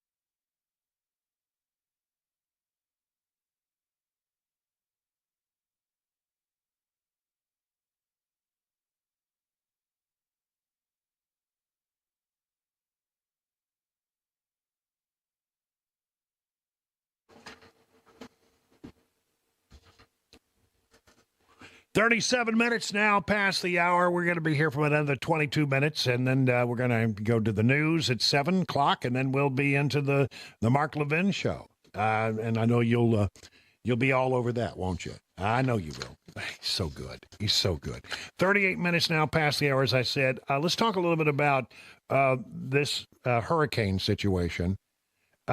Kamala Harris got a lot of flack, and I think justifiably so. Talk about being absolutely tone dead. She announced over the weekend, she's very proud to announce this, that we're sending $157 million to Lebanon. Not the city, the country. You know, there's a war going on over there. Israel is in a war with Hezbollah to the north, and they have entered Lebanon. And the instinct of Kamala Harris is to send $157 million in aid to the folks in Lebanon. Okay, but hold on a minute. Do you understand how this feels and how this sounds to the people who are in the flood zones and the hurricane zones, to know that you have $157 million to go to Lebanon, but you only have $20 million to allocate for Hurricane Helene survivors so far? And you keep telling us you haven't got any money? We got Mayorkas saying, oh, we're good for the moment, but we're about to run out of money. We're going to need more money. We're going to need Congress to act. I'm wondering about that. From RealClearInvestigations.com. This is a division of Real Clear Politics. I really love this website. Untapped relief. FEMA is sitting on billions of unused disaster funds. Although the Federal Emergency Management Agency told Congress last month that it had $4 billion in the Disaster Relief Fund, officials have warned that the fund could have a shortfall of $6 billion by the end of the year, a situation FEMA says could deteriorate in the aftermath of Hurricane Helene. While FEMA is expected to ask Congress for new money, budget experts note a surprising fact. FEMA is currently sitting on untapped reserves appropriated for past disasters that are just stretched back for decades. An August report from the Department of Homeland Security Office of Inspector General noted that in 2022, FEMA estimated that 847 disaster declarations with approximately $73 billion in unliquidated funds remained open. Drilling down on that data, the OAG found that $8.3 billion of that total was for disasters declared in 2012 or earlier. Such developments are part of a larger pattern in which FEMA failed to close out specific grant programs within a certain time frame, known as the period for performance. Those projects now represent billions of unliquidated appropriations that could potentially be returned to the Disaster Relief Fund. These unliquidated obligations reflect the complex federal budgeting process. Safeguards are important so that FEMA funding doesn't become a slush fund that the agency can spend however it chooses, budget experts said. But the inability to tap unspent appropriations from long ago crises complicates the agency's ability to respond to immediate disasters. This is an age-old game that happens, and it doesn't matter what administration is in, said Brian Kavanaugh, who served as an appropriations manager at FEMA during the Trump years. It's unfortunate how complex disaster relief has become, but it's skyrocketing costs. Okay, they've got the money. We just gave an appropriation of $20 billion to FEMA. $20 billion. And now they're poor-mouthing, saying we don't have enough. Oh, they got money for sending money, $157 million for Lebanon. We got $22.8 billion for Israel, $52.5 billion to Ukraine. So far, $66 billion. Well, no, this is just 2023. $66 billion in money spent to manage the illegal immigrant crisis in this country.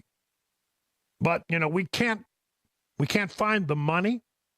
I mean, look, it is technically true when they say that money is not being transferred from the illegal immigration situation, from other funds to the illegal immigration situation. That's technically true. It's not happening.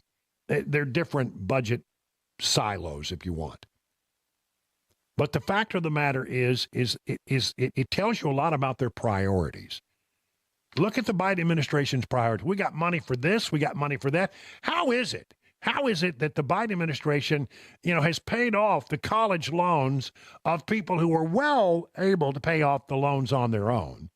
They found the money for that. I don't remember Congress ever saying that they could do that. They did it through, executive order, some kind of weird shell game that they play with federal money.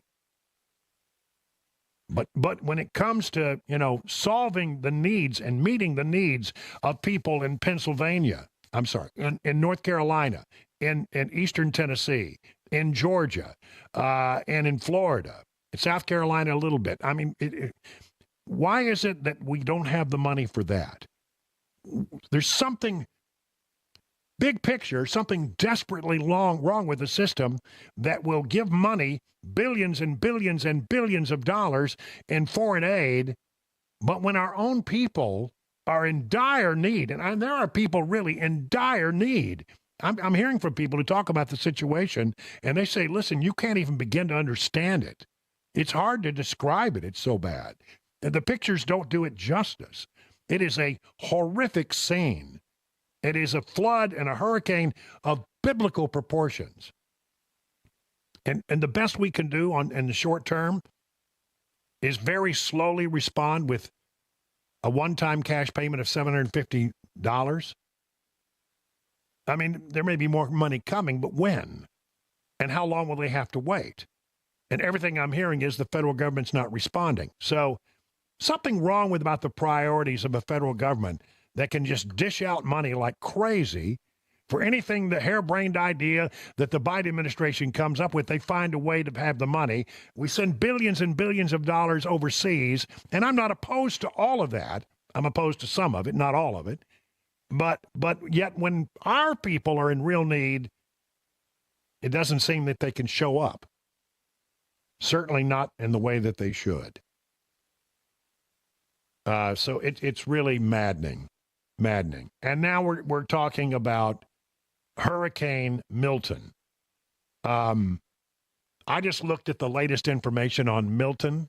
It's off the Horn of Mexico right now. It is destined to cut across the very warm waters of the Gulf of Mexico, especially as a really warm pool. It's going to go right through it. It's moving sort of slowly, so it's really going to gain a lot of strength. But it's already a Category 5. It's already a Category 5. When you look at the satellite image, tightly packed eye, and this is going to cut across the entire peninsula of Florida, from St. Pete right across toward Orlando. Florida bracing for another major hurricane to strike this week, writes Yahoo.com. One with an unusual path that could lead to catastrophic effects.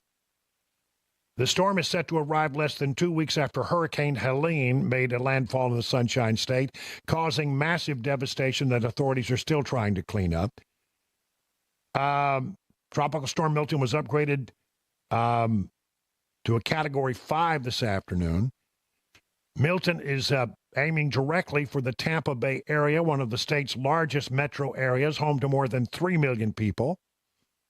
Tampa Bay has seen its fair share of hurricanes, but the storms typically do not strike the region directly from the west of the Gulf of Mexico, instead traveling north along the coast.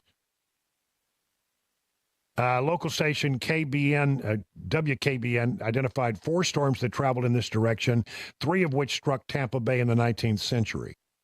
So it's unusual. Authorities in Florida scrambling to prepare for the worst after hitting by Hurricane Helene, which was a Category 4 storm. This storm will be a 4 or a 3, the way they're talking when it comes ashore. At the moment, forecasters are predicting Milton will likely avoid some of the state's hardest hit areas by flooding and destruction from Helene. But the last time a storm approached Tampa from the Gulf of Mexico was the Tropical Storm Henri in 2003. The storm weakened to a tropical depression before making landfall. So they don't really have any real experience here with a hurricane of this magnitude coming in from that direction, cutting directly a swath across the entire peninsula of Florida. High tides likely to be a real problem as it approaches. And look, it's just going through a lot of populated areas. And when it emerges over on the Atlantic side, could it re-strengthen? Could it emerge and reform? So many questions here. You would think that given what we have here in the hurricane season, and, look, we haven't had, last year, I don't think we had any real major hurricanes. This thing, some years are worse than others. But the conditions are right this year for major hurricanes, and we're getting them, in the season when we normally get the very heavy hurricanes. It seems to me the federal government is lacking if they can't meet the needs of these storms for people who, no fault of their own. I mean, especially the folks, let's say the folks in North Carolina, Eastern Tennessee. There's nothing that they could have foreseen. There had never been a storm that dropped 31 inches of rain in such a short window. And so they did nothing wrong, and now this, they've done what they're supposed to do as citizens. They've paid their taxes all these years. They are there, and the one thing that you want the government to do is to be ready for them in their time of need. And it seems that the federal government under the Biden administration is falling woefully short of a good response. Oh, they think it's great. Everybody in Washington thinks, the Biden administration think they're doing a wonderful job, but they're not. And people deserve better. People need to know that when the crap really hits the fan, that their government is going to be there for them. This is what government is for. First and foremost, it's to protect and to protect the needs of the people of this country. Citizens who are, in their time of need, that's where you want the federal government to stand up and to lend a helping hand. Right now, what I'm hearing is that most of the help is coming from private citizens. 50 minutes now past the hour of 6 o'clock.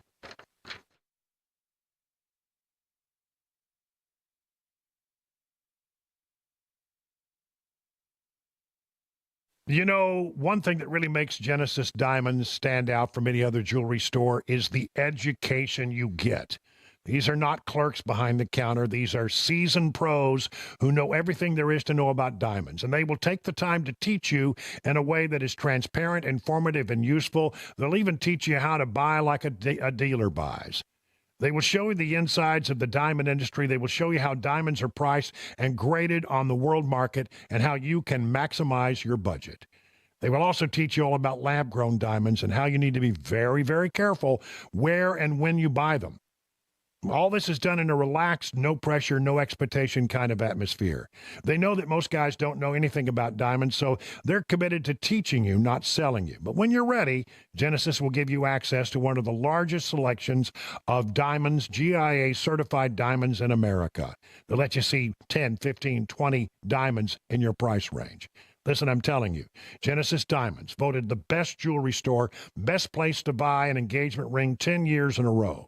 2 locations, Green Hills and Cool Springs.